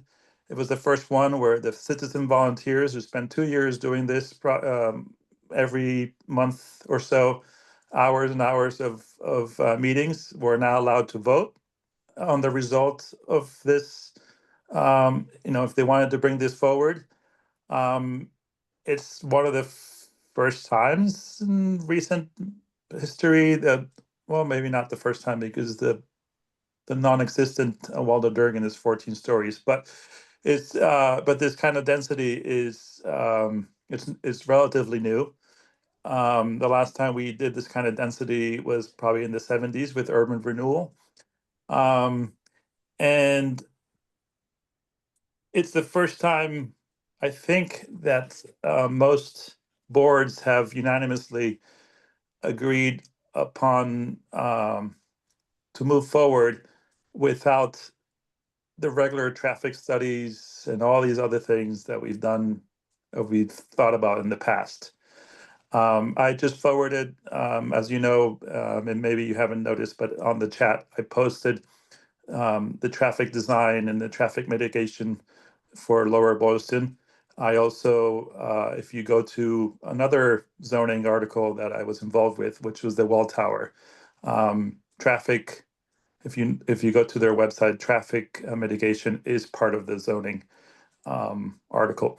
So I'm just reticent of the direction that we're heading in the process, not the result of what this is producing, but the process and how we're shaping our city, and how we're shaping our town, and how we're shaping the future of our town. So I'm actually not ready to vote on this today. If we do a vote, which we probably will do, I will not be voting. Thank you. Thank you, Linda. Harry, before we go to Linda and David, I think that there are a couple of things that Carlos mentioned that I think we should give either Kara or Meredith an opportunity to address, because I think that because Carlos had dropped those links about the traffic redesign, and I'd like to give Kara an opportunity if she wants to say something. And then similarly, I think there was a pending question that came up about the possibility of more memorandums of understanding. And while those topics are fresh, could we hear from Meredith briefly, and then we can go on to Linda and David. Thank you, Dad. And I might actually start, and then Kara can jump in.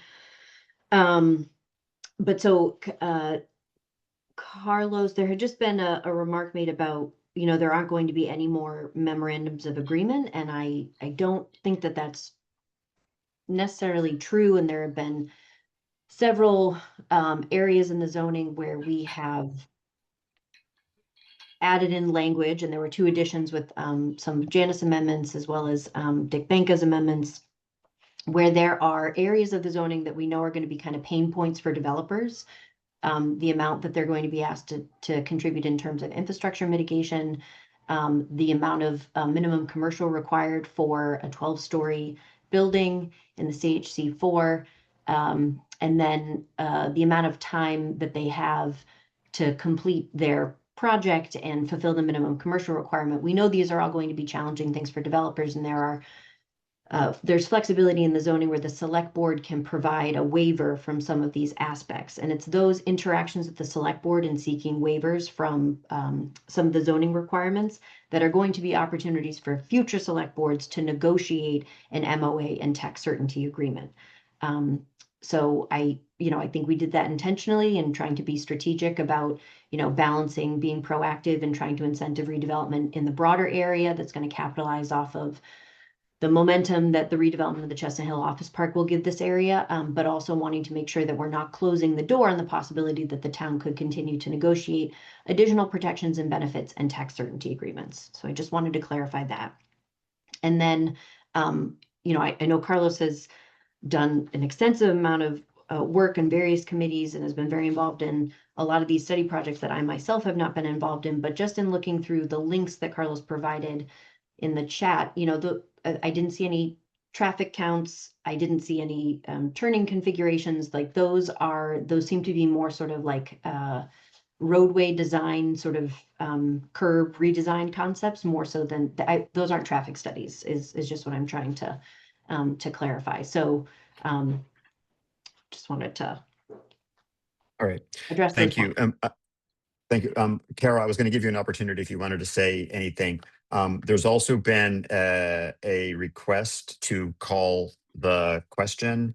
I want to make sure that Linda and David and Elise, who we all acknowledged earlier, would have an opportunity to speak, or given an opportunity to speak before we take up that motion.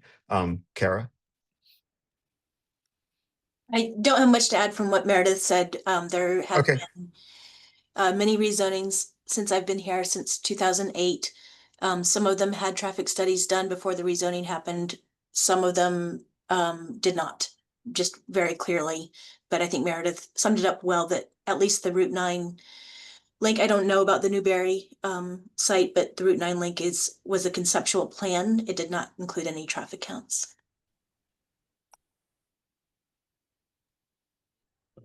Thank you. Linda, you're next. Yep, thanks, Harry. So there was one other thing I had wanted to ask a question about, and I know this has come up, but I'm just so incredulous with the answer that we get. So if we pass the upzoning, and I'm going to say City Realty again, decides to sell the property, I think first, what I'm trying to say is I think granting the new zoning drastically increases the value of the property. And I cannot wrap my head around what we keep hearing from the assessor that, until something is actually realized, the value is whatever is on the site. And I think we all have to think about the fact that this is the major windfall that we're bestowing here. And if it's not increasing our tax revenue by virtue of simply passing the zoning, I just find that stupefying. I don't understand how that is possible, because flipping the property to someone would be highly more lucrative as a rezoned parcel. So how is it that the town somehow doesn't get any value out of taking this action in and of itself? And maybe town council can say something about that. I think I just disagree. I think the people have referenced the value to the town multiple times at this meeting. Development, you can feel various ways about, but I think it's been clearly stated by a number of people, including the select board, that one of our goals is to increase commercial development because that allows us to lower the tax burden on the residents. Right, but why wouldn't our tax income increase at all in the period between upzoning and something actually being built? Why wouldn't it? Yeah. Because if it's never built, then there's no greater thing to assess there. You don't assess based on the potential of a property. You assess on what's actually there. But the sale price is going to be dependent on the potential of the property. I'm just stupefied by this answer. But anyway, we can go on. The only other thing I want to say is before we are asked to vote on whether or not we want to remove the transit-oriented mixed-use district, I would like us to look at a drawing of what that area is and perhaps talk about the pros and cons one more time. That's it for me right now. Thank you. I want to, Dennis and I want to give people who haven't spoken at all an opportunity to do so. So I'm gonna postpone the calling of the question.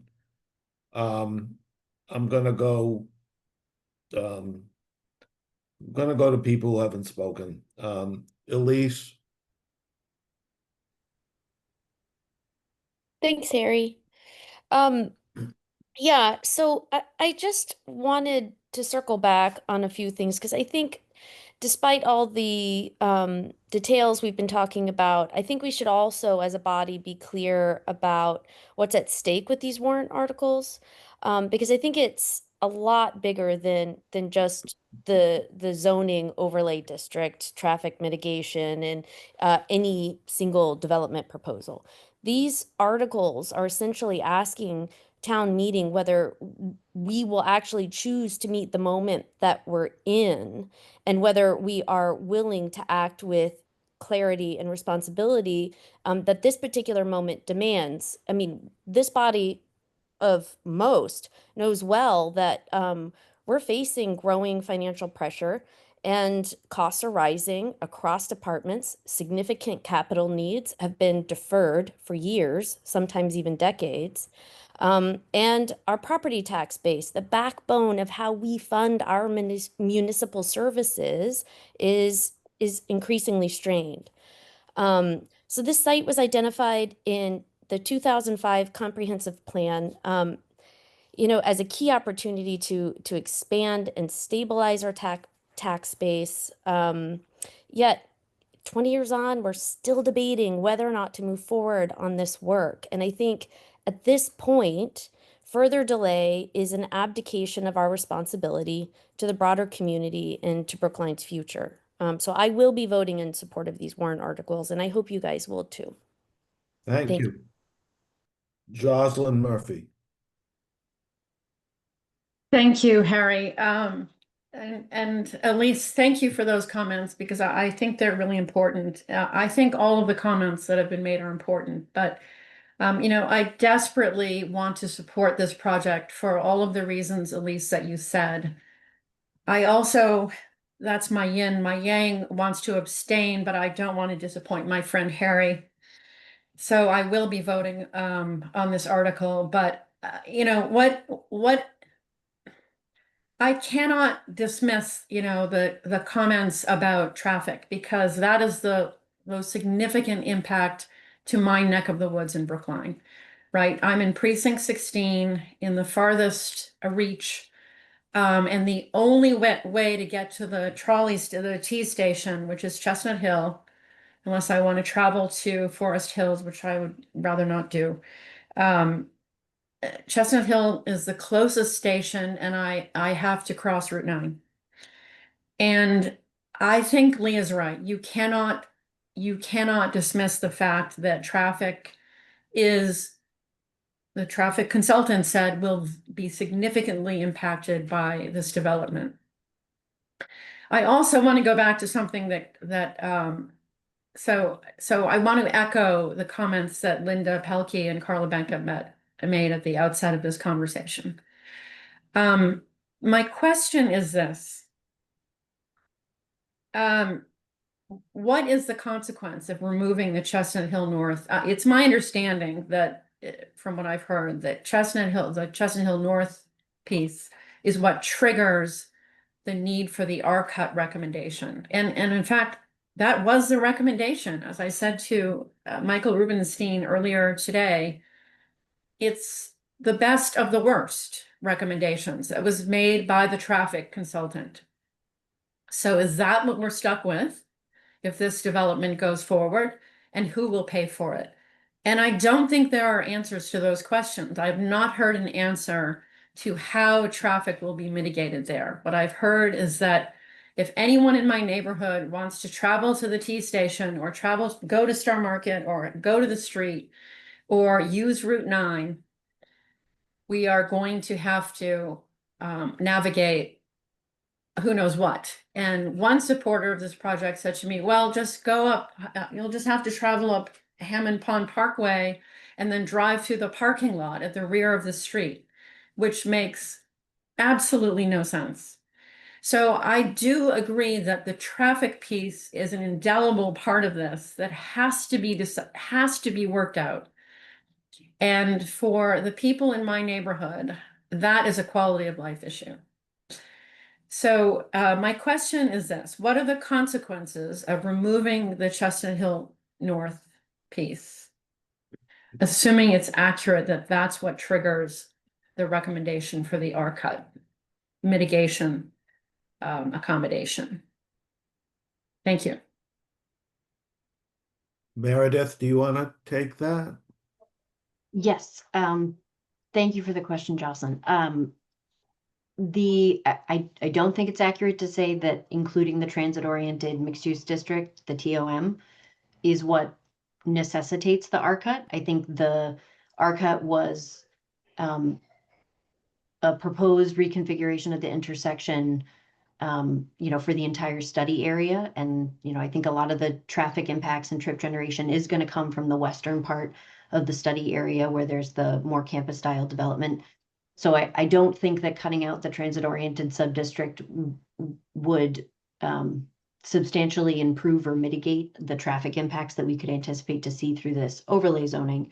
What I would say it would do is make it a lot more challenging to advance that planning work with Mass DOT, because you have essentially a missing piece of the puzzle that is undefined in terms of its future redevelopment potential.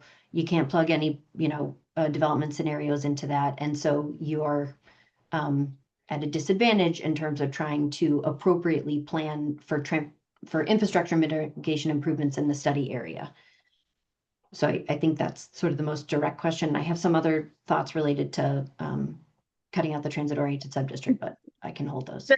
Thank you, Meredith. So I think what I'm hearing, I believe that it's the case that there is no solution for the traffic impacts. And, I think that's a significant issue with this particular development. And it's regrettable because, as I told Michael, I support development in this neighborhood. I can't support a development that is so massive that it's going to have such a significant impact on that particular intersection. I just don't think it's workable, and it's certainly not for the folks who live in my neck of the woods. Thank you. Thank you. Cliff Brown. Thanks, Harry. So I guess I want to start by saying that I don't like the R-cut either, and it makes me very, very uncomfortable. It really does. But I want to make some other say some other things. First, I want to talk about WS Development, who's written this letter to all the town meeting members, the advisory committee. I want to point out that WS used to own the property that City Realty now owns, and is that not true? I'm sorry, so that's not true. I see Janice shaking her head. It was a long-term land lease. Right. They had a lease on it, but, and right of first refusal, I believe, but they did not have intentions to buy it. Okay, okay, so it still sort of dovetail with the point I was going to make, which is that they've been across the street for 70 plus years, and they've made their decision that they're going to develop in Newton. And I don't think they're done at the street. My understanding is that they've purchased 2 of the 4 houses that are over by the CVS. And they're not doing that. If that's accurate, I can't independently confirm it, but if that's accurate, they're not doing that without having a long-term plan themselves already. Now, I think it's going to be a really long time because Star Market's been there for 76 years. And it's a flagship store for them. They got a long relationship with WS. I'm not sure anything's going to happen there anytime soon. So I'm less worried about something happening at that place and more in favor of having something in place that we decide we want, as opposed to letting someone have control of all that property, buy up the adjacent property, and then come to us and try to dictate something to us, because that's the passive approach. And that's one of the things that this town's always done. So I view WS as a competitor to this proposed district. And therefore, anything they say, I take with a huge grain of salt. Anything. Like Harry, I've been here for 70 odd years.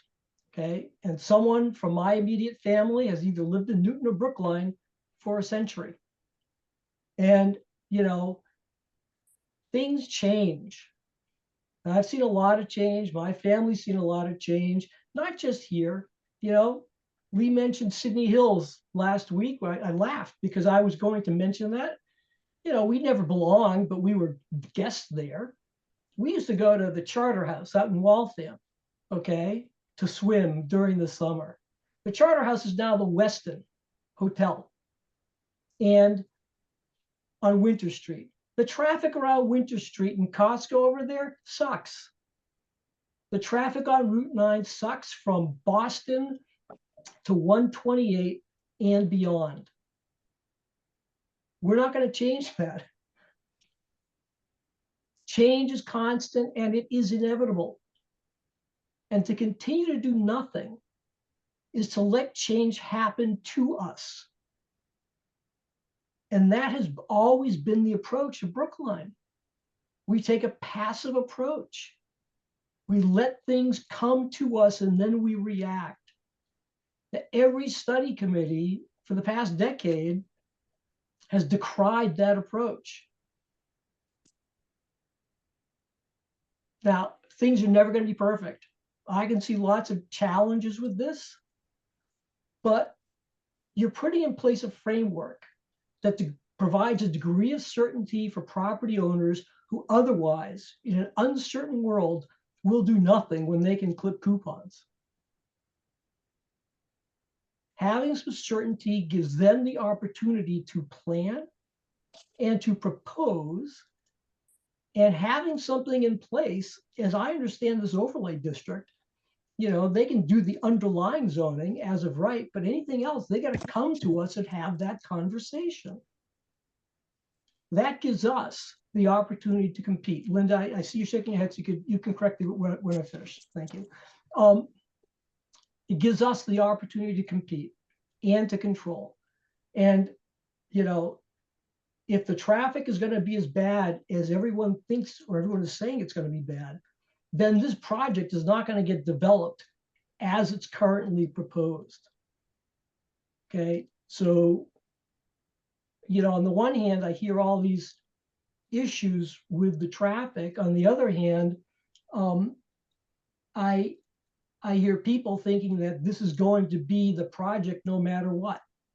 I don't see that happening. If there's so many problems, the project's going to get scaled back. And we're going to be part of that. Mass DOT is going to be part of that. Newton's going to be part of it. You know, I would rather us be in the game than see everything happening in Newton and us dealing with the traffic that they might create themselves. What happens if WS puts a hotel, a boutique hotel at the corner where they're buying those 4 houses? What happens if they decide to do something with their parking lot, you know, on the other side of the street? We're going to be impacted by whatever they do. Let's get in the game. Thank you. Thank you. Fran Perler. Hi, I've been sitting listening and I agree that parking is a nightmare. Although people don't seem to care about cars anymore. But my question is for Kara. We got today that letter to you from the a consultant talking about the economic feasibility of different kinds of construction and different heights of buildings and whether they would be economically feasible. And I'm sort of surprised nobody has asked you about that, because this is totally out of my sphere. But when I read that, it sort of says that none of these things that are being proposed are economically feasible or would actually be able to get mortgages. Can you talk a little bit about what that document is really saying? Sure. So we had, there's 2 consultant memos that are linked. One is from RKG and one is from Brett Pelletier, who is a licensed commercial real estate advisor, which is a very high bar. You have to have many years of property assessment and understanding commercial value.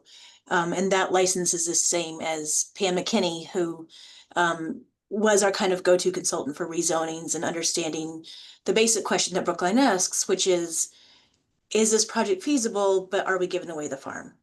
And so in speaking with RKG and Brett, but I'll just focus my conversations with Brett, what he is saying is that this market is really tough, right? We know that there's no cranes in the sky anywhere right now. He then points out things that are just structurally different between, basically wood frame construction, like 5 stories over 2 versus 10, going 12, to 14. steel construction, right? He is not saying this project is not feasible as proposed for City Realty, but he is also indicating that we don't know and that we might need to be flexible in the future, right? So to me, if he said, oh, this is easy, it's a slam dunk, then we would be concerned because maybe we are giving away the farm. What he is saying is that things are unknown right now in this market, and large projects like this often need refinement as the market actually happens. So we saw that we had to go back and adjust zoning for several big development projects in order to make things work in the end. And we may have to do that now here. What I didn't hear him say either verbally or in the memo is, but if you allowed that 15th story, then I would be confident, right? He's saying this makes sense. It's a project that would likely work. If you have the commercial restriction and restrict the height significantly less, it's not going to be buildable. Even with the zoning that we're proposing, it's not going to be an easy ride. And that's how I would summarize it. I guess my concern is, are we setting ourselves up for another Waldo Durgan where they demo everything and we have a wonderful rock and pebble pit? I don't know. I'm not gonna be the tea leaf reader there. What I do know is that the current zoning only allows office use, and the current site as it is isn't likely to significantly improve unless the zoning changes. Thank you. Thank you. Neil Gordon. Yeah, thank you, Harry. So I want to go back to Linda Pelkey's comment and Elisa's comment. And there's a difference, I think, from one side of Boylston Street to the other, right? One side comes with all of the risks that we've talked about. It comes with an agreement with tax certainty, with other payments. We know what the proposal is. We at least know what we're looking at. The other side comes with the status quo, other than a upzoning gift to the current owner. I can think of no worse way to start a negotiation by changing the zoning bylaw to give them something that would be negotiated in exchange for something else later. I've heard the sort of meet the moment before, and sometimes it's the right thing to do, and maybe on the south side it is. But we heard it on Harvard Street when meet the moment was, we just need to do this for the MBTA Communities Act because we have to do it because we need, oh my goodness, the housing. The pushback, which resulted in ground floor commercial, didn't push back for very long.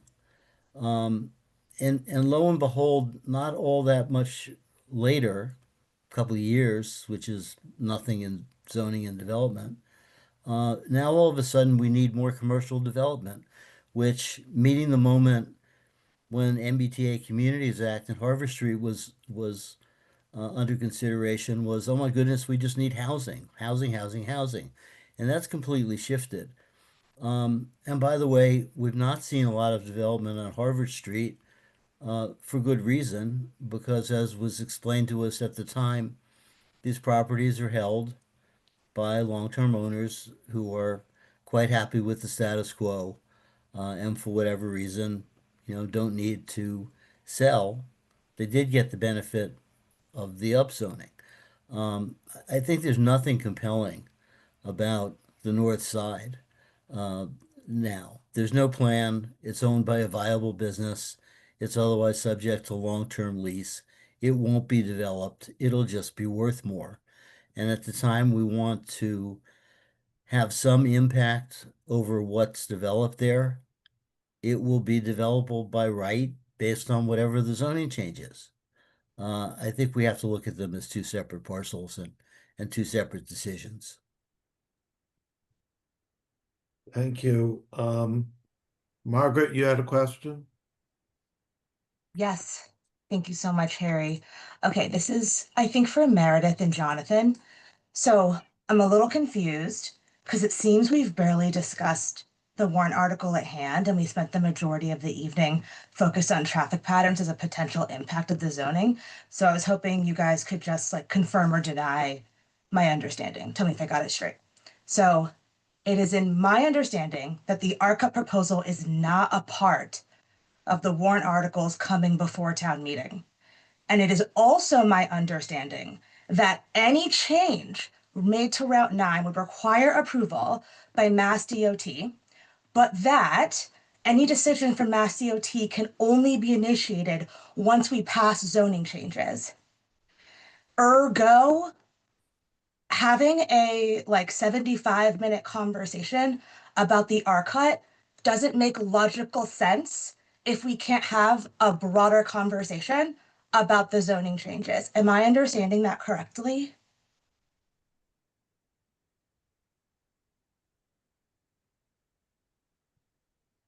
That's a question for you, Meredith or Carol. Yeah, I think sort of the logic of what you've talked about. I would say just sort of the nuance in there about the likelihood of us successfully engaging Mass DOT about changing the infrastructure on Route 9 is much greater if we have a clearly defined land use policy to respond to. There's just like a little bit of nuance in there. And that Okay, thanks for that clarification. Okay, so then it's fair to say Mass DOT isn't even going to have a conversation with us until town meeting kind of makes a decision around the zoning. And then we can have like more deep conversations around like the traffic stuff.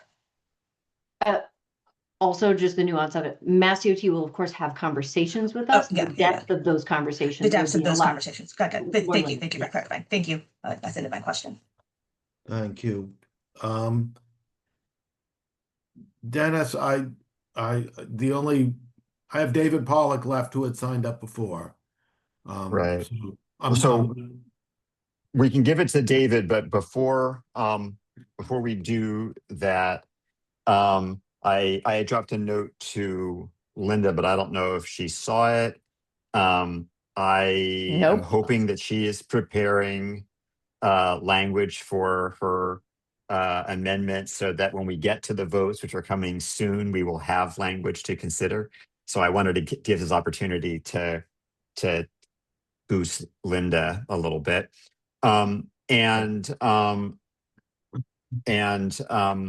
So I think what we should do is we should go to David. And I also there was a Meredith wanted to make one right. clarification to Meredith something had that was said earlier. her hand raised. So, to go to so her. let's go to Meredith and then David, and then we'll go to our motions. Thank you. Just very quickly, there was a comment about the Chestnut Hill commercial overlay zoning being by right, and I did just want to underscore that in contrary to the goals of trying to incentivize development, everything that comes through the zoning overlay will be a special permit that will go through the design review process, where the planning board has the option to form a design advisory team, which makes it in sort of an even more extensive process for any project submitted under the zoning overlay. So I just wanted to reassure people that this would not be a buy rate with the overlay. Thank you. Linda, you have a two-finger. Yeah, I'm confused because I'm sitting here looking at the use table in the zoning, and it says for certain uses, special permits are required, but in other areas, they're not. For instance, residential greater than 8 dwelling units is a yes straight across all of the overlays. So how is that not by right? Well, so I would say, so more broadly, the applications that come in through this are, well, actually, I see Maria. Yes, excellent question, Linda. So the uses of the use table indicates what is allowed, prohibited, or requires a special permit. That is strictly the uses, but any development, any construction, any permitting is under 509 design review, and that requires a special permit. So you cannot get a permit unless you go get a special permit. Does that make sense? So the only thing that is available to the town in terms of defining the parameters is whatever the planning board has to say about the design of the building itself. I'm sorry, I don't understand what you're asking. Well, I mean, I don't think we should give this false impression that any new development anywhere in this overlay is going to be coming to the town to negotiate parameters, because we're actually granting them by passing the zoning, and we're allowing these uses without a special permit. I hear what you're saying about the design review.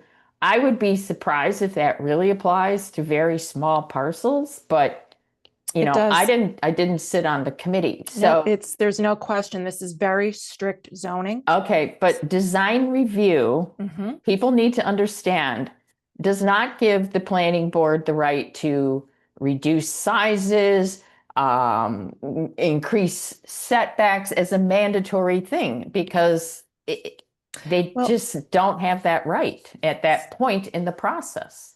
So there are guidelines with review criteria, and that's very important, because it's those review criteria and guidelines that would allow the planning board to further shape the project. So, I know it seems, because you're maybe used to having like very specific say setbacks, but we see through design review that setbacks can be increased. It really is particular to the context. And that's really why Brookline has had that process and that mechanism for decades. You've relied on that. And we can look at previous cases to see how projects have been shaped.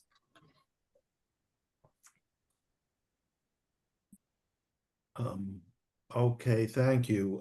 I want to go to David. Thank you, Harry.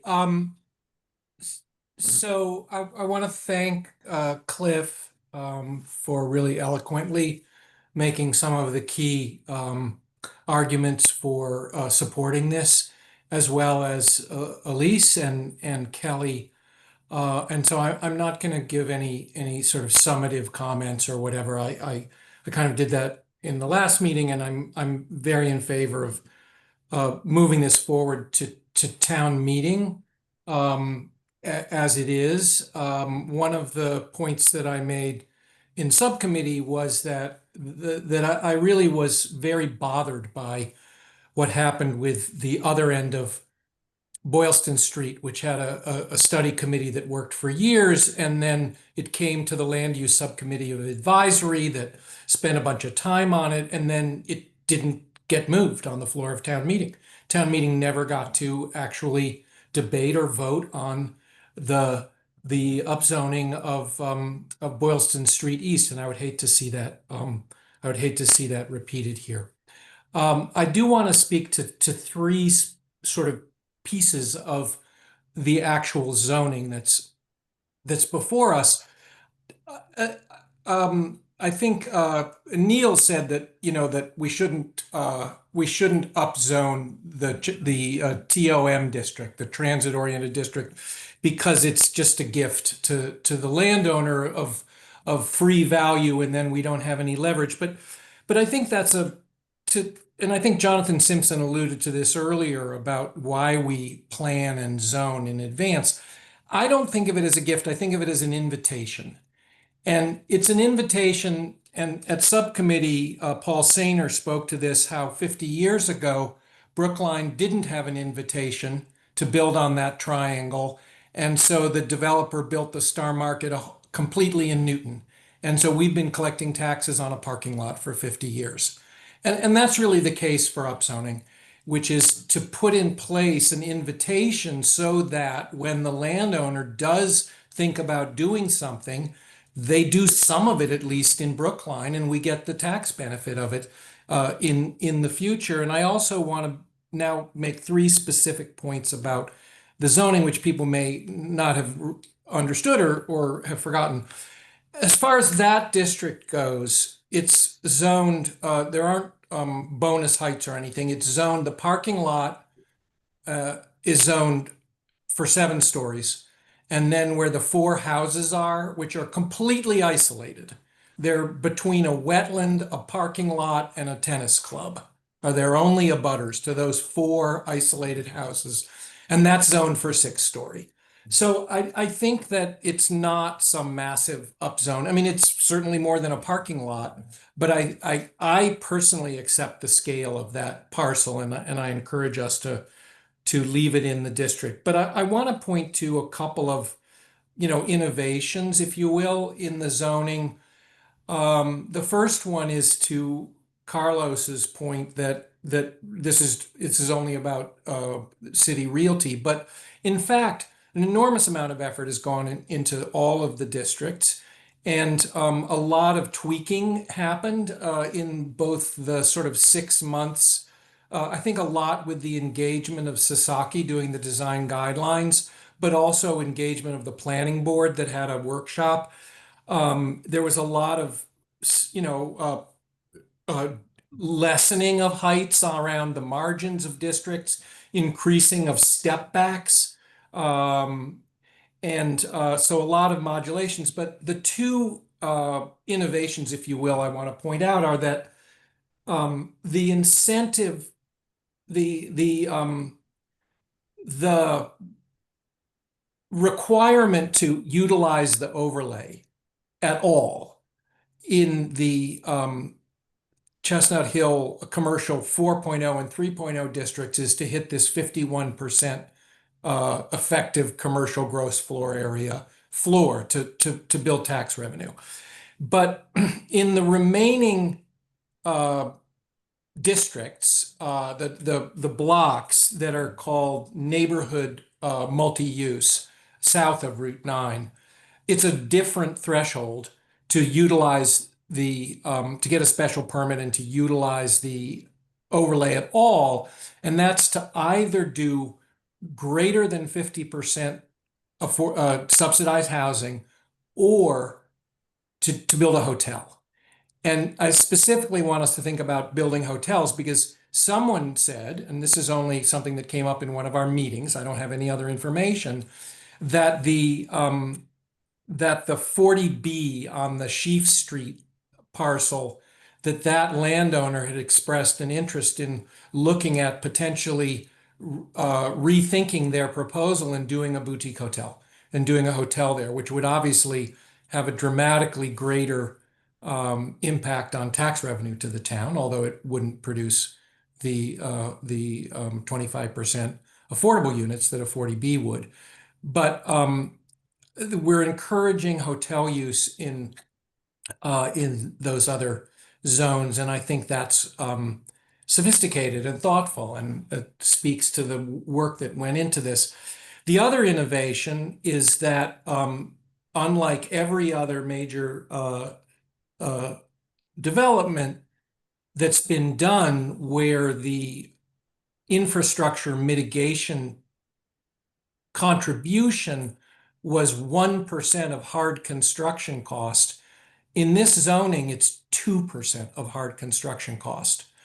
And first of all, that provides a lot of additional cash to go into mitigating the real issues that are known to be part of what's going to have to be worked out in any development proposal that would go forward here. And then, as Meredith pointed out, it also is one of those doorways to getting a memorandum of agreement or a tax certainty agreement from a developer, because future developers have the opportunity to negotiate that 2% down to as low as 1.25%, which I'll point out is still significantly higher than the 1% of every previous project that's been done. And then I'll just reiterate what was said a number of times in subcommittee, which is that is not an opportunity for City Realty, that their memorandum of agreement is worked out, and that's at the 2%. That's not going to be negotiated then. So those are the points I wanted to make. Thank you. David, Margaret has a question for you on something you just said. Hi, David, thanks so much. I think when you were talking about the 40B, something that, like when I was doing research leading into this meeting, I came across that if town meeting were to decline these warrant articles, that by right, the developers could put up like housing on the spot with 40B, and the town wouldn't, they could do that without needing the town's input. So it would appear to me as if the options are do the warrant article that our town spent 2 years building and is Margaret, is this a question or is because no, but that's the question is like, is that true? I think the question can be answered by Kara or Meredith. Oh, sorry. I thought, okay, sorry, David. I thought, I don't sorry. think we are, Apologies. I think we're outside the 10% and they can comment on that. Yeah. Okay. Or whoever can answer. Sorry, Margaret, I think it would be great for me to have a longer conversation with advisory or whoever wants to about 40Bs offline, but with the City Realty site, we are outside, we are in a so-called safe harbor right now, that we don't know where we're going to be in like 5 or 6 years when the next census comes out or when the state continues to change the rules. If your question was about the property that has already been permitted as a 40B, which I think is what David was talking about, that was that's a separate property owner. Okay, already permitted a 40B, Okay. so they did I go was through a town conflating. process, but we don't have a lot of control with how that relates to our zoning. Okay, thank you for clarifying. So like, I guess like what I'm really trying to get at is the options are not necessarily just like pass the warrant article or everything stays the same. there is actually a third option where you don't pass the warrant articles, but there is development on some of those sites that the town can't control because of existing law. But what I'm hearing you say is it doesn't apply to the entire site. That's a different site. So don't conflate that with the entire Chestnut Hill commercial area. Right. I think Well, it so. says half of it is in Newton also. Okay, perfect. Thanks. You, Dennis? So I think we have we don't actually have a motion from the subcommittee because it was 3-3. So I think what we'll start with is a motion for favorable action on STM 1 warrant article 1, and then take amendments. At least the one that I heard from Linda regarding the exclusion of a portion of the property on the north side of Route 9 from the zoning, and perhaps it was long enough ago now that I've forgotten what the other amendment was going to be. So I apologize, but let's start with 1. Well, I'm happy to make that motion. Okay, I'll thank second you. it. Go ahead, Linda. I believe you have the table for a motion for an amendment. Yeah, so the first one, I would start with what I think is the easy one, which is to remove the permitted accessory use of short-term rentals from table 5.06.4.Q.2 under accessory uses. So it would be simply removing that as a potential use. And I will reiterate why I think we should do that. I think we are concerned with long-term housing availability, and we don't need to lose it to short-term and financially lucrative rentals. Can you type that and drop that in the chat? But it's remove short-term rentals as a permitted use from whichever table it was, Yeah. but I need to know. Okay. And I'll second that. Thank you. Michael All right. Berger, do you have a question on that specific amendment? Yes, I do. The short-term rentals, that is distinct from hotel rentals. Yes. Correct. It's Airbnb. Okay, thank you. All right. So I think it's okay. Alec has a question as well. I think it's clear what Linda's trying to achieve, and we can drop the actual specific language in the chat when we go to the vote. But go ahead, Alec. Yeah, thanks, Dennis. Sorry, quick question on the amendment. Do we know what the difference in revenue assumptions would be between short-term rentals and hotel space or an alternative use? Like I think we have is there a state local option tax for those, or how do we get revenue from short-term rentals?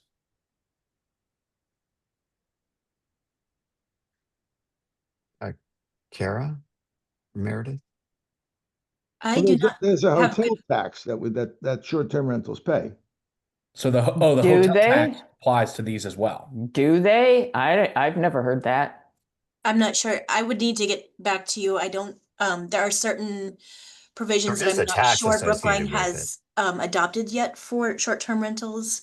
And even then they would need to be licensed short-term rentals. And I'm not sure that we have a significant amount of licensed short-term rentals yet in Brookline to understand the impact. So I'd have to get back to you with more information. Okay, thank you. Okay, so you've seen the language. David, you have Go a ahead, Harry. question on this? Yeah, I mean, because this isn't something that ever came up in the conversation previously, or certainly didn't, I don't think it came up at subcommittee. I'd just like to understand whether there's, from either Jonathan Simpson or staff. Unfortunately, we don't have the benefit of Michael Rubenstein with us tonight because select board's meeting, but or even from the representatives of Jennifer or of City Realty, whether there's been any, this is all worked into the financials or any negotiations around this, or, are we free to sort of take this out and it doesn't impact the memorandum of agreement, I guess is my most specific concern. It does not impact the MOA. Thank I you. would Thank you, Jennifer. actually Jonathan? I appreciate Jennifer saying that, but I will caution all. I think this is the right time to bring this up.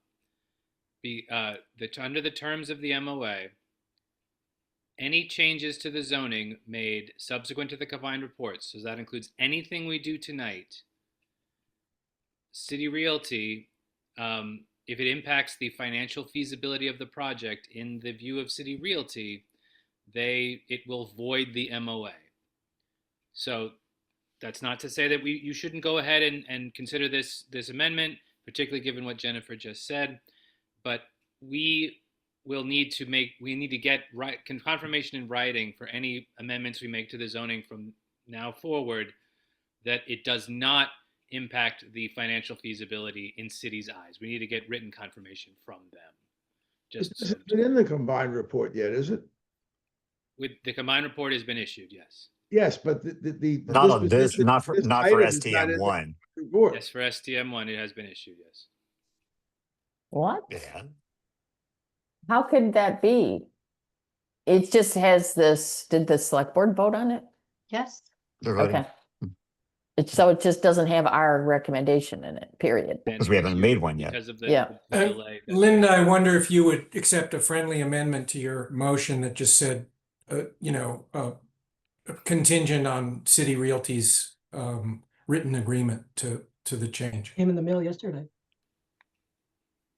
I guess, yes, that would be okay.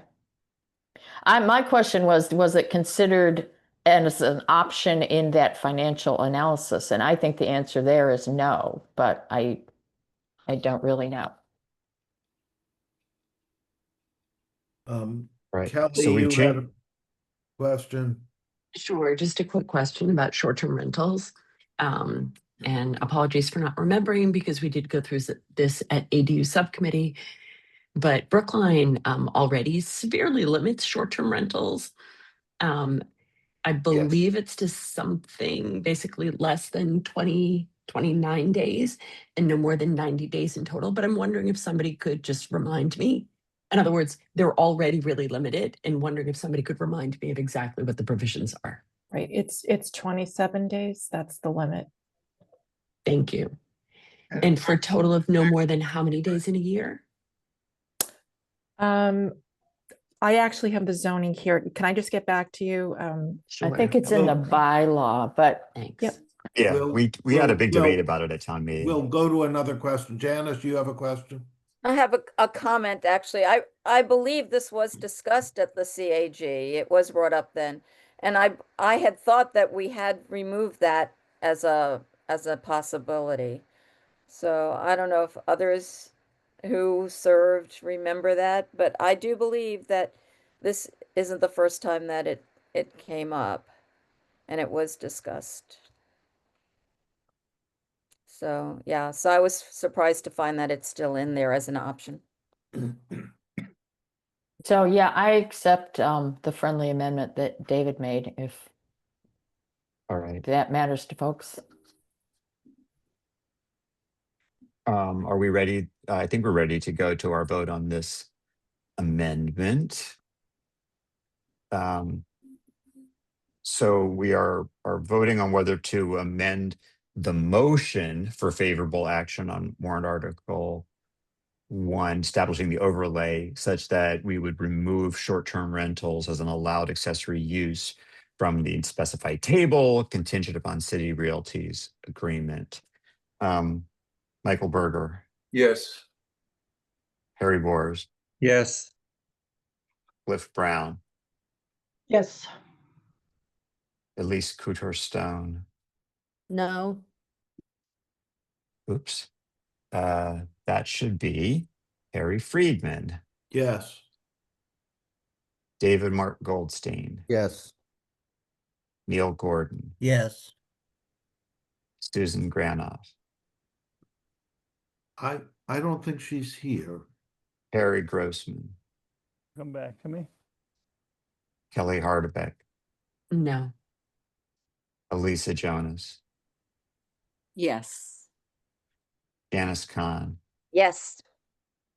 Brian Ladd, No. Alec Lebovitz, No. Carol Levin, I think she is left. and Liz Linder is not here Liz either, is correct? not here. Pam Lodish. She Here was either. here. Jocelyn Murphy, Yes. Donnell O'Neill, Yes. Linda Olson Pelkey, Yes. Fran Perler, Yes. David Pollock, Yes. Carlos Ridwejo, Yes. Margaret Robotham, No. Lee Selwyn, Yes.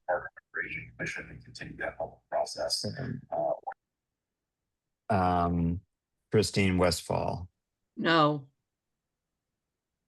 and Perry Grossman.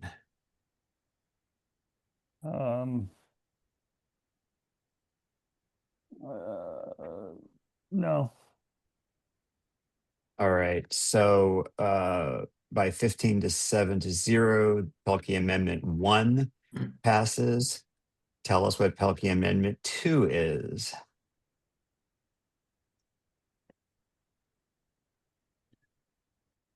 That was for you, Ms. It's Pelkey. in the chat. Oh, yeah, I just hit Remove send. the TOM Chestnut Hill North zoning overlay district from STM1. Okay. Can I get clarification from Jonathan and the other members of staff that as a amendment is sufficient to clarify what we mean, or do we need better language than that?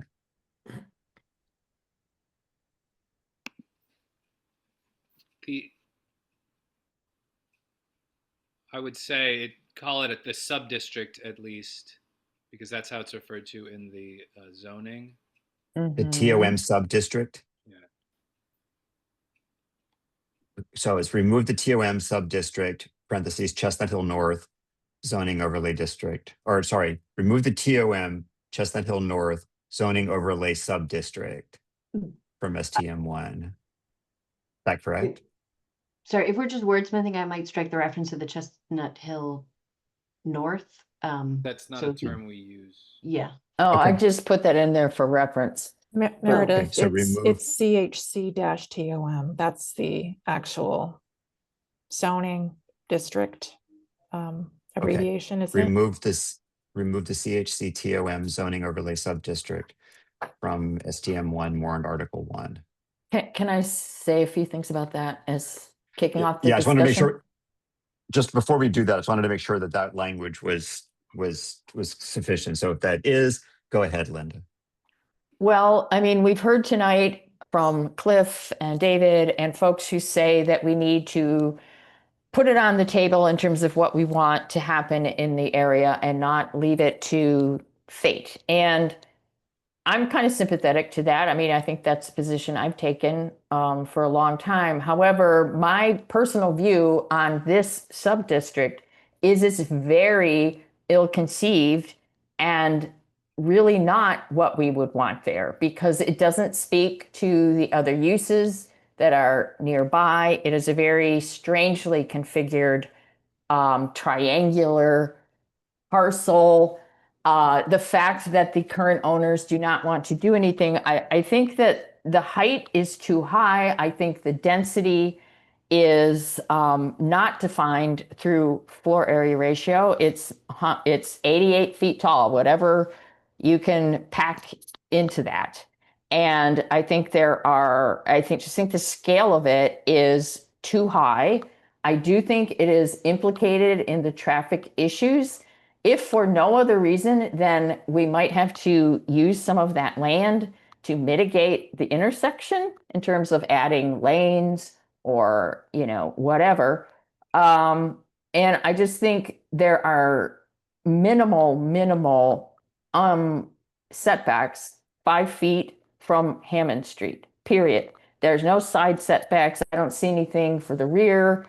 And there are no step backs. So some of these people in these homes could have a building right next to them that's at a minimum of 75 feet tall, if I'm reading the zoning correctly. So I just think that this zoning is not needed. I don't think it fits the description of we're rezoning the whole neighborhood as a neighborhood unit. I think it stands by itself, and I think it's needs more consideration. It just isn't ready for prime time. And it would be extremely impactful.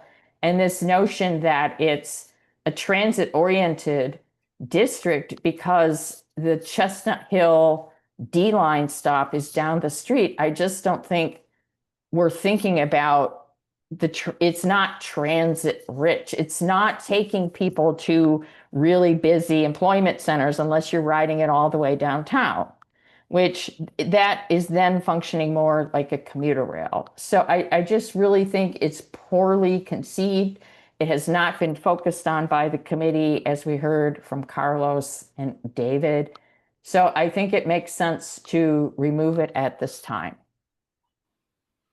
I would second that motion. Dennis, Meredith has some language suggestions in the chat. Yes, I see that. So I'm changing it to remove the transit-oriented mixed-use sub-district, parentheses, CHC Tom, from STM1 warrant Article 1. Are there any other comments or questions or second? Brian Ladd. Dennis, I second. Great, thank you. Hi, I want to speak directly to the transit oriented. I've already talked about this, but Linda has repeatedly said this is a commuter rail. I'm puzzled because this is one stop away from Cleveland Circle to Reservoir Stop on the very much used D line. The only reason that station isn't very much used is that there's very little development there. And with the current zoning, it's impossible to have some. This would be a great place where people would love to live right next to the D line, one stop away from Cleveland Circle, and then, one stop more than Cleveland Circle from all of the other stops on the D line. I'll leave it at that. Thanks.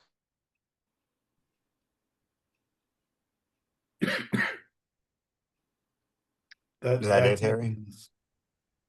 All right, so we're going to vote on the second amendment. Remember that after we make these two amendments, either way, we will then take an up or down vote on the resulting motion. So right now we're talking about removing the transit-oriented mixed-use sub-district from this warrant article. Michael? Yes. Harry B? Yes. Cliff? No. Elise? No. Harry F? Yes. David Mark? Yes. Neil? Yes. Harry? No. Kelly? No. Elisa? No. Janice? Yes. Brian? No. Alec? No. Jocelyn? Yes. Donnell? Yes. Linda? Yes. Fran? I'm very conflicted about this because I've always said we want this transit-oriented building somewhere else besides North Harvard. But I will vote yes. David? No. Margaret? You skipped me. Sorry, Carlos, my bad. Yes. Margaret? No. Lee? Yes. Christine? No. All right, so by the margin of 12 to 10 to 0, that amendment also passes. Was that the extent of your proposals, Linda, or were there No, more? I don't remember. there was one more, and it was about only rezoning the city realty part of this. Because the reason for that is because this is the only part of the overlay that we have an actual memorandum of agreement with the developer that protects the town long-term in terms of tax revenue. So I don't know. I mean, probably the proper way to word this would be to remove the other ones one by one. It would be, removing the TOM, removing the neighborhood mixed use. I just shorthanded it to it being reduced down to just the Chestnut Hill Commercial 4.0 subdistrict. That's much bigger than City Realty. So, Well, Janice, let's just go on to Yeah. comments. Drop your name in the chat, David, and we can have that discussion. Go ahead, Yes, Janice. I was just going to clarify. There has been some significant conversations with growth companies, which is the only other large developer within the CHC4 district. And so I would recommend just doing the CHC4 district and, not just limit it to the CHOP site. Mm-hmm. I'm sorry. Could you I explain? didn't understand that relative to the amendment. I couldn't tell if that was pro or con, this amendment. Okay, so, all right, so I am opposed to just removing the Chestnut Hill Office Park, which is what City Realty is going to redevelop. And I would say leave the three others, leave now the two other sub-districts, but leave the CHC4 sub-district in. Because it includes both City Realty and growth companies, which are the two large developers in the area who have ideas of, well, one a proposal and the other is an idea for a proposal. Okay, so I'm going to speak for Harry. Which is, I still don't understand how that is different from what Linda proposed, since what she proposed It's was not. retaining the CHC4. It's not. What she's Okay, reacting so to is the language I used, but no, Right. it's not different. Right. I'm So looking at what she posted. So are you in favor or against? Because I can't tell what you're suggesting, Janice. sorry. I see the language is correct in what Linda posted. What she had said Okay, was just the then we don't have to go Chestnut on Hill Office anymore. Park. So we are in agreement. Yes. Thank you. David, that sounded like you had wanted to say something. Well, I will. I mean, mostly I wanted to clarify what we just clarified. Okay. Which was that the CHOP site, the Office Park site is only a fraction of the 4.0 district. I mean, I would just sort of pose a question, which I think is perhaps rhetorical, which is simply, I'm not sure how this. One of the things that's come up again and again in the conversation over the last couple of years is, particularly with what we just voted, which was to take out the north site, just this question about whether you wait around for a developer. I feel like the zoning process has been criticized in Brookline repeatedly for being reactive, and Cliff spoke to this, and waiting until somebody comes forward with a project and then we do planning. So in this case, we've done planning across a broader expanse of land. And then this amendment and the one we just voted is saying, well, no, let's just wait until somebody comes forward so that we can we can horse trade with them at that point and not do anything until that time. So that just doesn't seem like long-term comprehensive planning to me, which is what sort of surprises me about the proposal. Anyway, that's my comment. So, thank you, David. Two finger to Carlos and then to Lee. Thank you, Harry. So Linda's amendment is nothing new. The Chestnut Hill members that were opposed to what you're seeing on as a warrant article had suggested to delay everything except for the area that we're talking about till November, so that we can have, so we can give this area, and by that I mean everything except for the CHOP site and the new growth companies site, the equal amount of energy and attention that we have given City Realty's site. So I think taking it out of this warrant article doesn't mean that we're not doing anything. It means that we are going to allow it to have the same amount of attention and bring it back in November. Thank you. Lee? And just for clarification, Linda, I thought that when you first raised this at the beginning of the evening, that the idea was, well, you know, we basically have negotiated an MOU with City Realty, and if we upzone everything else, they're essentially giving a freebie to any other developer without requiring that they similarly negotiate. So I guess my first question is that this growth company that you mentioned owns the other part of this parcel of this sub-district. You know, won't that have the same effect if we include them in, or is there an MOU under negotiation with them that's far enough along that you feel comfortable including them? No, I don't think there is. Someone else can comment on that. I think it's more of a move that is in conformity with the proposal in front of us. I think it would be really, really difficult to amend the article to take out just certain parcels as a subsection of the one piece of the overlay. To me, that would prove much more daunting as an editing task. It's really simply expediency. It's getting as close to what I wanted as I think is practicable. But if we give them the zoning relief and without an MOU, what will ensure that we get a comparable MOU from them ultimately? It's not a question for me because I don't think we will, but Janice looks ready to answer.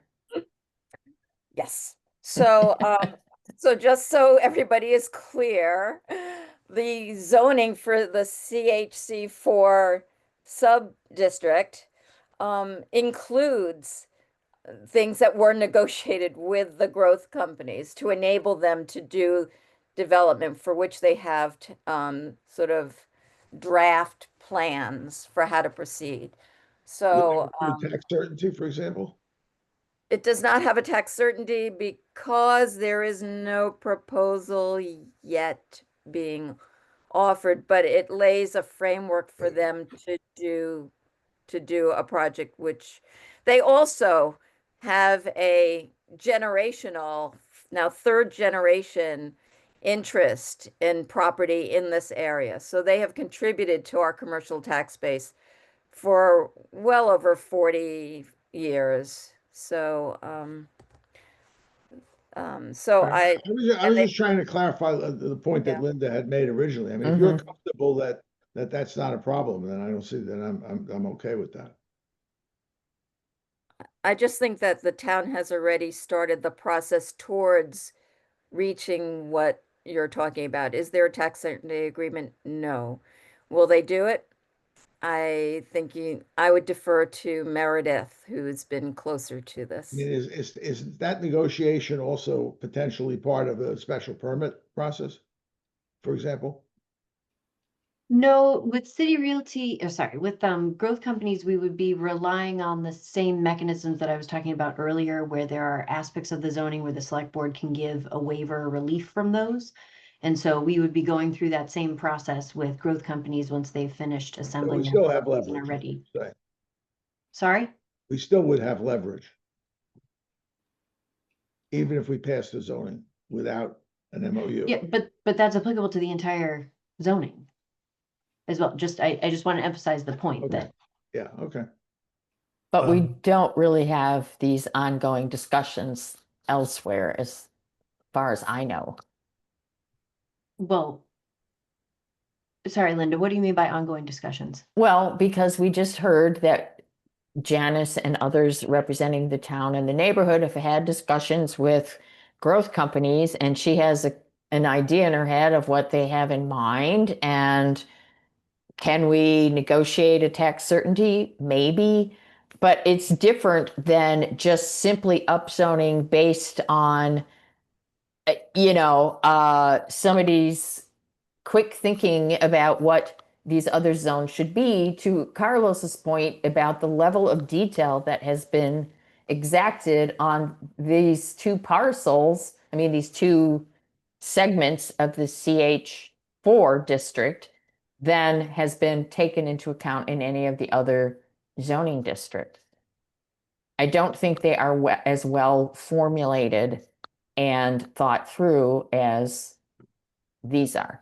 If you want to amend the amendment, Lee, feel free. Feel free. No, I don't want to amend it. I just wanted to make sure that my understanding of your original point is consistent with with what you're now proposing, and apparently it is. Cliff.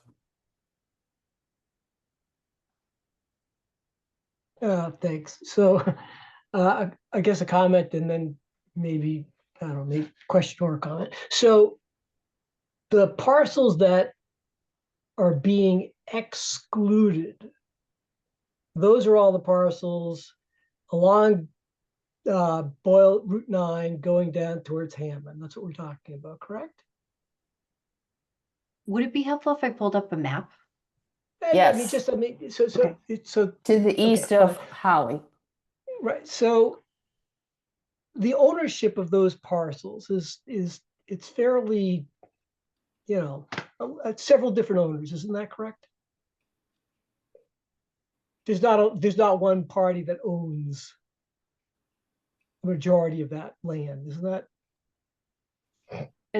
So what I'm getting at is whether or not what's remaining, given the ownership structure of them, whether or not the parcels there actually under this zoning are getting any sort of substantial enough bump, as everyone believes, to actually promote development, as opposed to creating an opportunity for people to have certainty where they can then go and make the investment decision to actually buy up substantial enough property to actually move ahead with something that makes financial sense. So, it's not every time you upzone doesn't mean you're creating a windfall for everyone there. In fact, if you upzone by your theory, then one of these owners, if they have to, assemble another property, they're going to have to pay more for that property. That's what the thesis is here. But still, they're not going to do anything if they don't have a framework that makes it worth their while to take some risk. And you're sort of eliminating that potential here. And I don't understand that. The other thing I want to throw out, just as a kind of a general question for people. We're going through this comprehensive plan process. And at the end of that comprehensive plan, my understanding, and I could be wrong, is that the town is going to undertake a process to reform its zoning, to actually go out there and create a new zoning code. All right. Once that's done, you're going to have in place sort of the same sort of rights as of right that we're talking about, sort of creating in a small place here. Am I hearing that people in this group are going to say, well, we're never going to change zoning because that's going to eliminate the opportunity for us to actually, have a conversation? Why are we thinking we're going to go through that process if this is at the end of the day what people are going to want?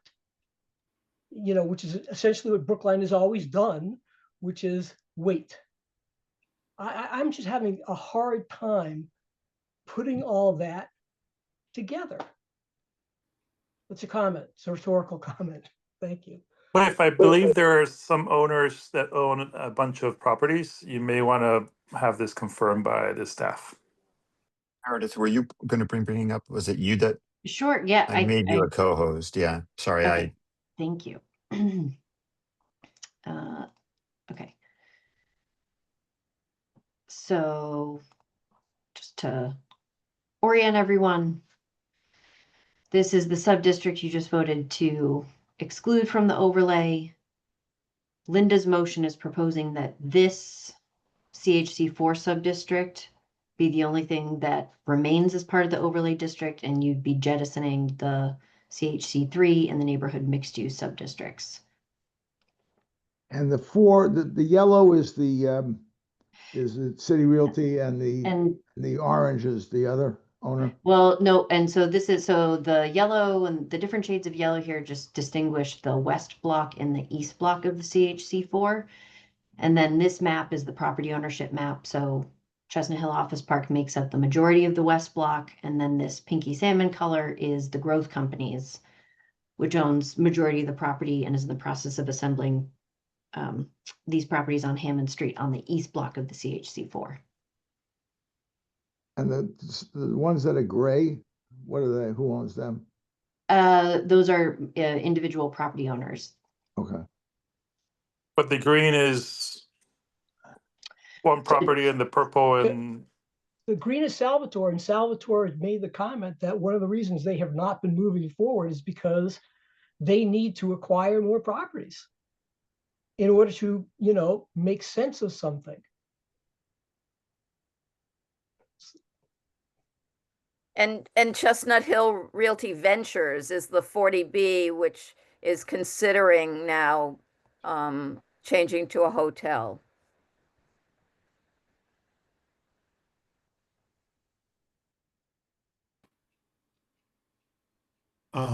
David, Mark.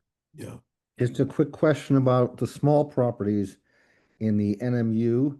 How many of those property owners are in favor of this rezoning, and how many express reservations?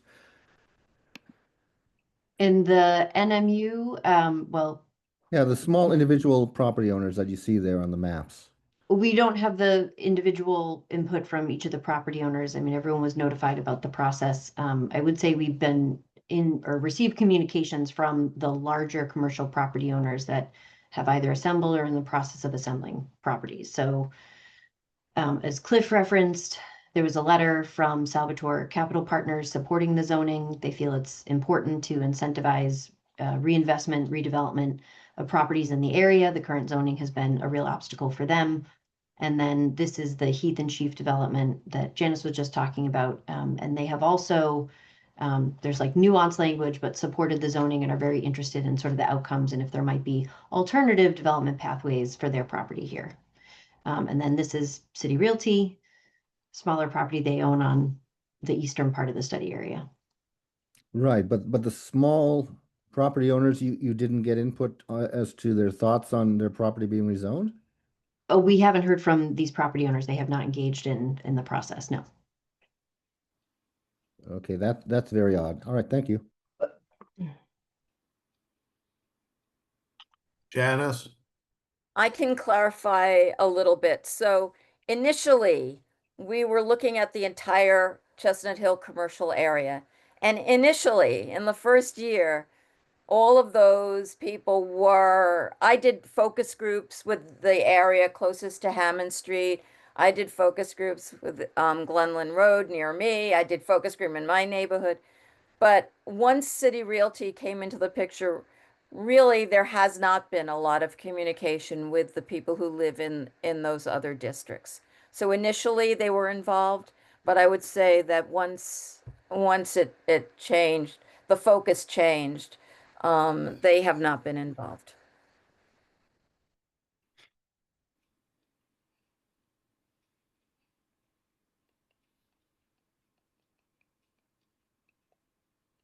Dennis, that's it. Yeah, spoke too soon.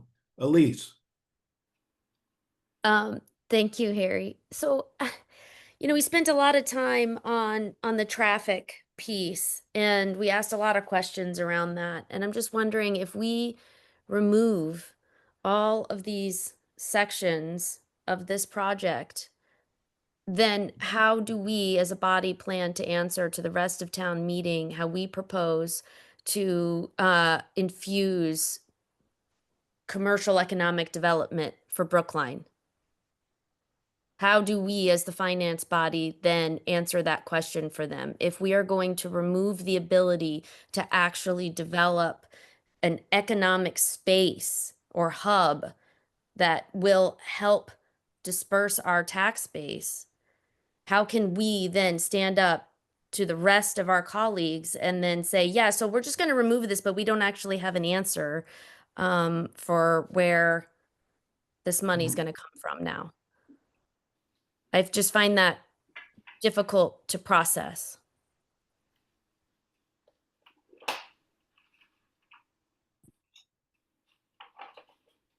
We're going to take that as a rhetorical question, Elise, because nobody is jumping up and down to answer to you. Well, I take that back. So let's see now. Well, I'll make a comment. Yeah.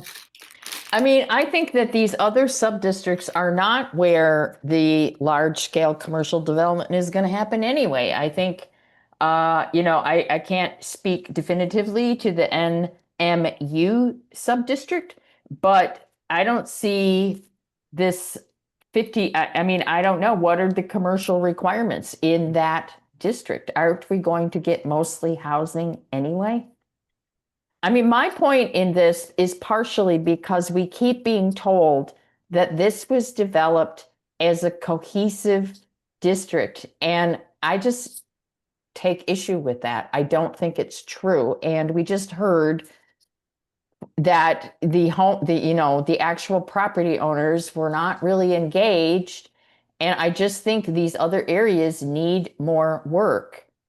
That's really the motivation here. Thank you. Fran?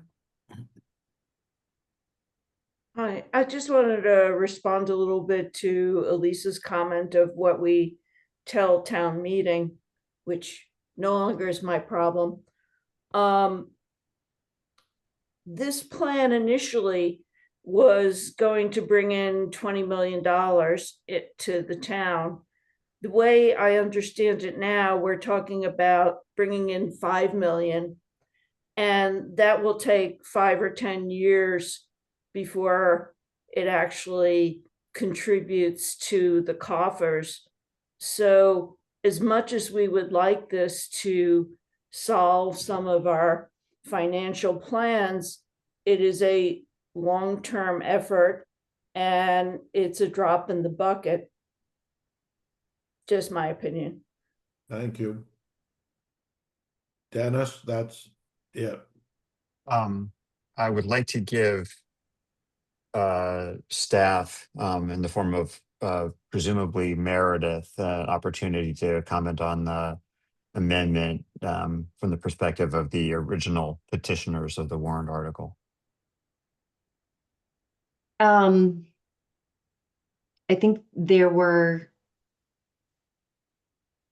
one point in I heard the suggestion that, we will remove these sub-districts and we'll come back to the rest of the zoning later.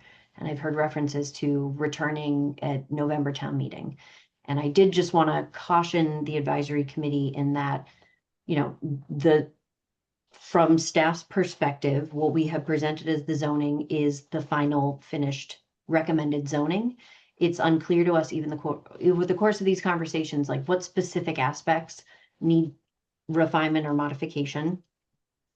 And I would say that, as a next step, where, we've been talking about, Linda certainly knows better than anyone here, we're about to wrap up the new comp plan recommendations.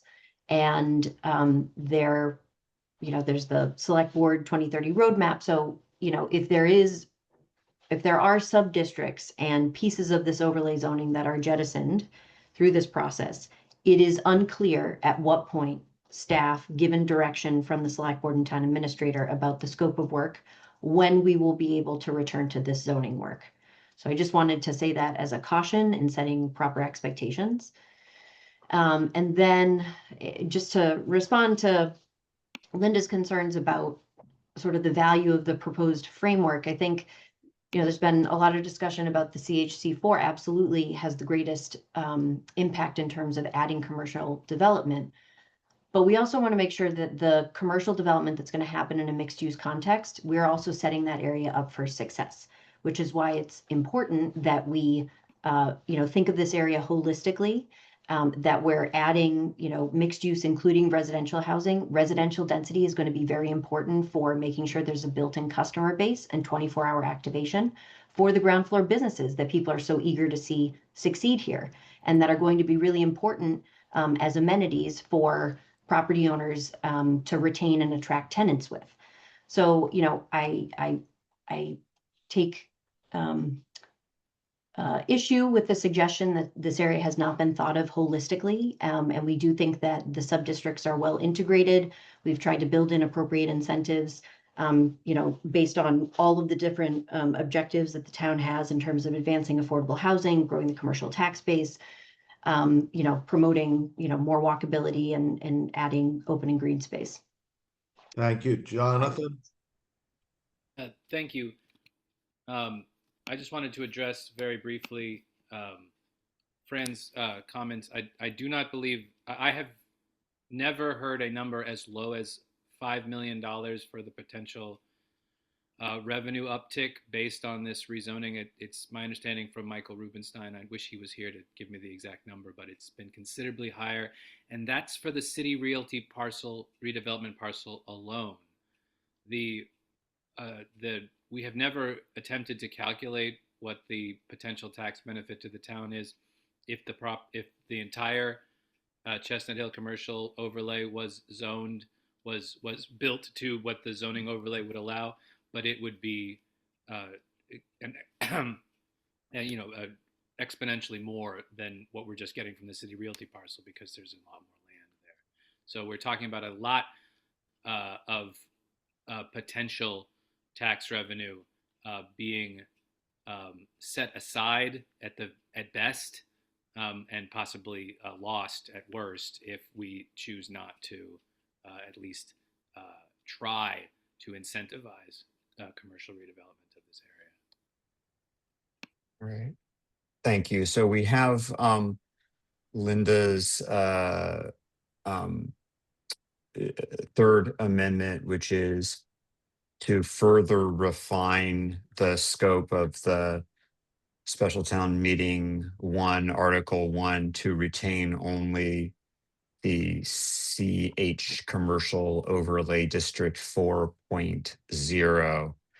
Can I I just trust. ask? I thought someone said not to use the term overlay earlier. Didn't Maria say that earlier? Well, She said don't use the term they're just, yeah, I just don't sub-district. want to get confused with the overlay is the entire thing. And there's the sub-districts are, I think, what you're talking about. Individual sub-districts of the overlay. That's all I wanted to say. But isn't that what that says here, though? Retain it's- only. I think that's fine. It's clear Okay, it's the thank 4.0 you. sub-district of the broader overlay. Yep. Great, thank you. So by voting in favor of this amendment, if the eventual motion would be restricted only to those two east and west parcels that were referred to as for over the CHC 4.0. So, and if you vote no, then it's the entire package as described with the amendments we've already agreed to. Michael, No. Harry B, No. Cliff, No.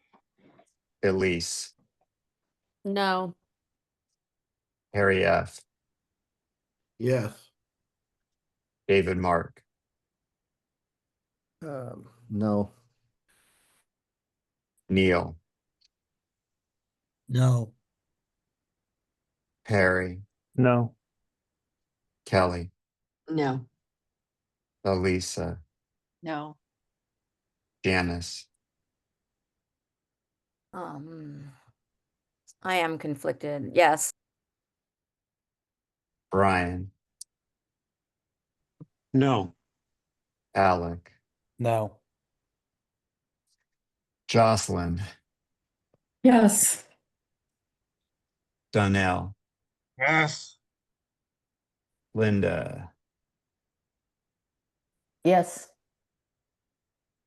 Fran, No. David, No.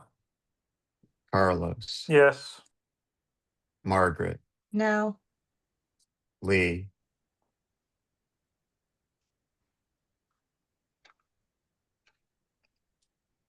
I guess Lee is gone. Christine, No, Lee is here. He's just muted.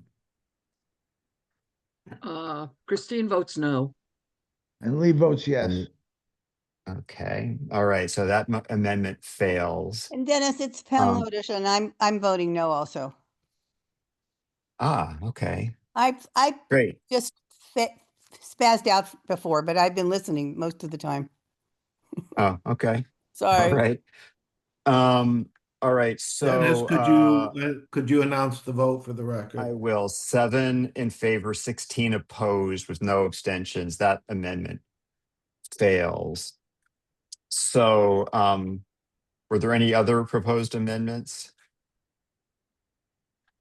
Not All for right, so me. now we're gonna take motion. It's favorable action on STM burnt article 1 as amended by Pelkey. Amendments 1 and 2. And it says Penske for some reason, because my computer has decided to autocorrect. All right. All right, so now we're voting on warrant article 1 of STM 1 as amended by our previous discussion. Michael, Yes. Harry, Yes. B, Yes. Cliff, Yes. Elise, No. Harry, Now I'm confused. I'm voting no. okay, this is on the main motion. This is our recommendation for this okay, David Mark, Yes. Neil, Yes.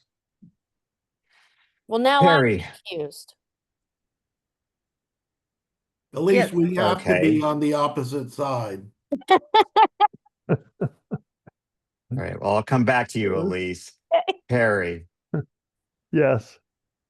Kelly, Yes. Elisa, Yes. Janice, Yes. Brian, Yes. Alec, Yes. Pam, Yes. Jocelyn, Yes. Donnell, Yes. Linda, Yes. Fran, Yes. David, Yes.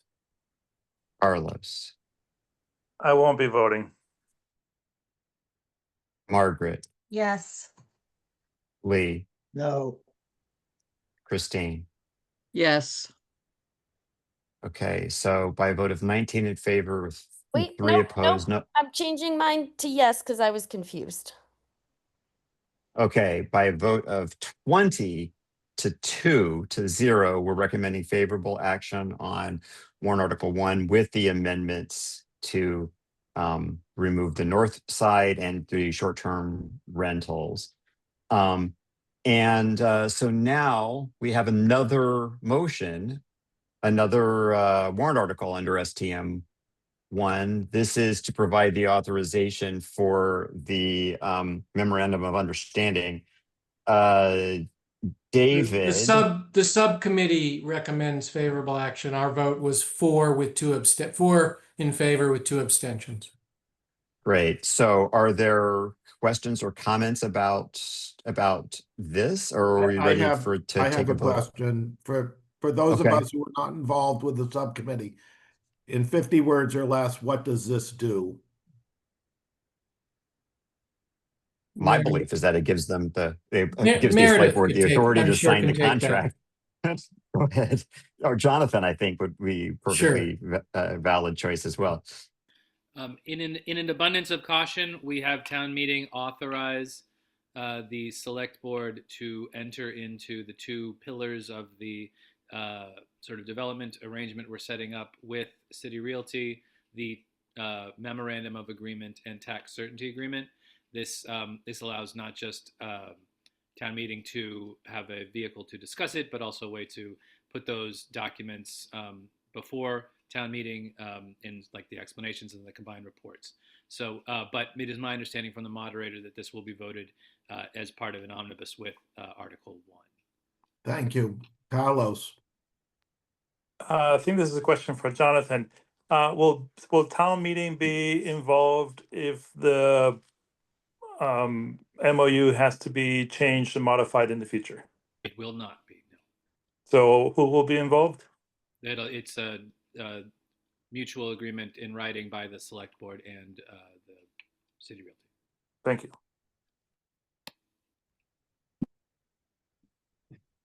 Okay, we have a subcommittee motion for favorable action on warrant Article 2 of special town meeting 1. I'm going to go to the vote. Michael? Yes. Harry B? Yes. Cliff? I lost Cliff. Elise? Yes. Oops, you don't sound like Elise. Elise? Yes. Okay, Harry F. Come back to me, please. David Mark? I was waiting to see how Harry was going to vote. I'll vote yes provisionally. Okay, Neil?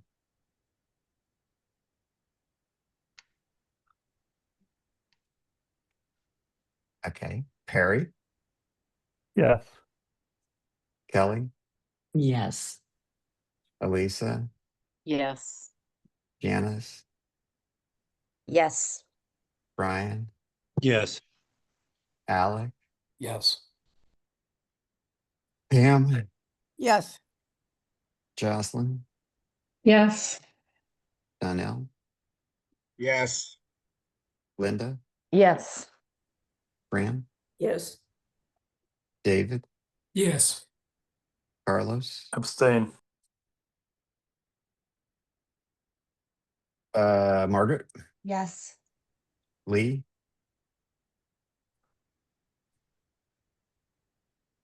Christine? Yes. All right, I didn't hear Lee, and I didn't hear Neil, and I didn't hear Harry. Neil's a yes. And Harry? Lee has apparently disappeared. Okay, and Harry is? I will vote yes. Okay, 21-0-1. We're recommending favorable action on warrant Article 2. I think that ends our business for this evening. I would like to thank the town staff for enduring their time with us tonight. You were very helpful in answering questions and providing useful information. Harry, do you want to summarize all the meetings we're not having over the next week or so?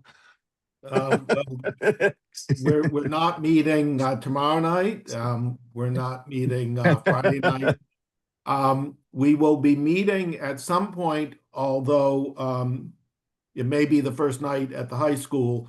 There is at least one condition of appropriation on the use of street funds for repaving, where there are conditions of appropriation which were submitted by the same people today and have changed like 5 times. So there are two different competing motions. And there are two competing motions, and each one has changed. So yes. I think the select board was going to deal with them tonight. And Dennis and I would like to hear from DPW and to make sure they're at our meeting so that they can chime in. And so unclear exactly when we're going to do that. We could, if other things pop up, we could declare another meeting before town meeting, or we may wait till the first night of town meeting. There's also a petitioner change for warrant article 20. Petitioners have submitted new language for warrant article 25. So Yeah. we will have to take that up at some point. That's Yeah, Chi-Chi's. That's the ICE and Right. and ICE collaboration.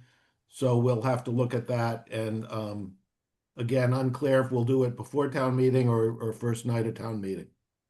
Or one of the nights One of the of town meeting, if not the first night. We've also learned that the petitioners are not planning to move Article 24, which is the email, or not, the email article that we recommended no action on last week. So I've been talking with Margaret about having our report for town meeting, but we may not have to debate it at town meeting at all. And that's everything, I think. So thanks, everybody. And we'll see you certainly the first night of town meeting, if not sooner. And thank you for all the work in getting the combined reports out the door. There's only a few left, but it was really nice work. Thank you. Do we have a surprise speaker for Wooden Bark? Not yet. And thank you to Dennis and Harry, and especially Carla, who's not even part of the AC anymore, but works just as hard as anybody else on the AC. So yay. Thank you, Carla, and everybody else. It's been an interesting season. Good night, everyone. Thank you. Good night.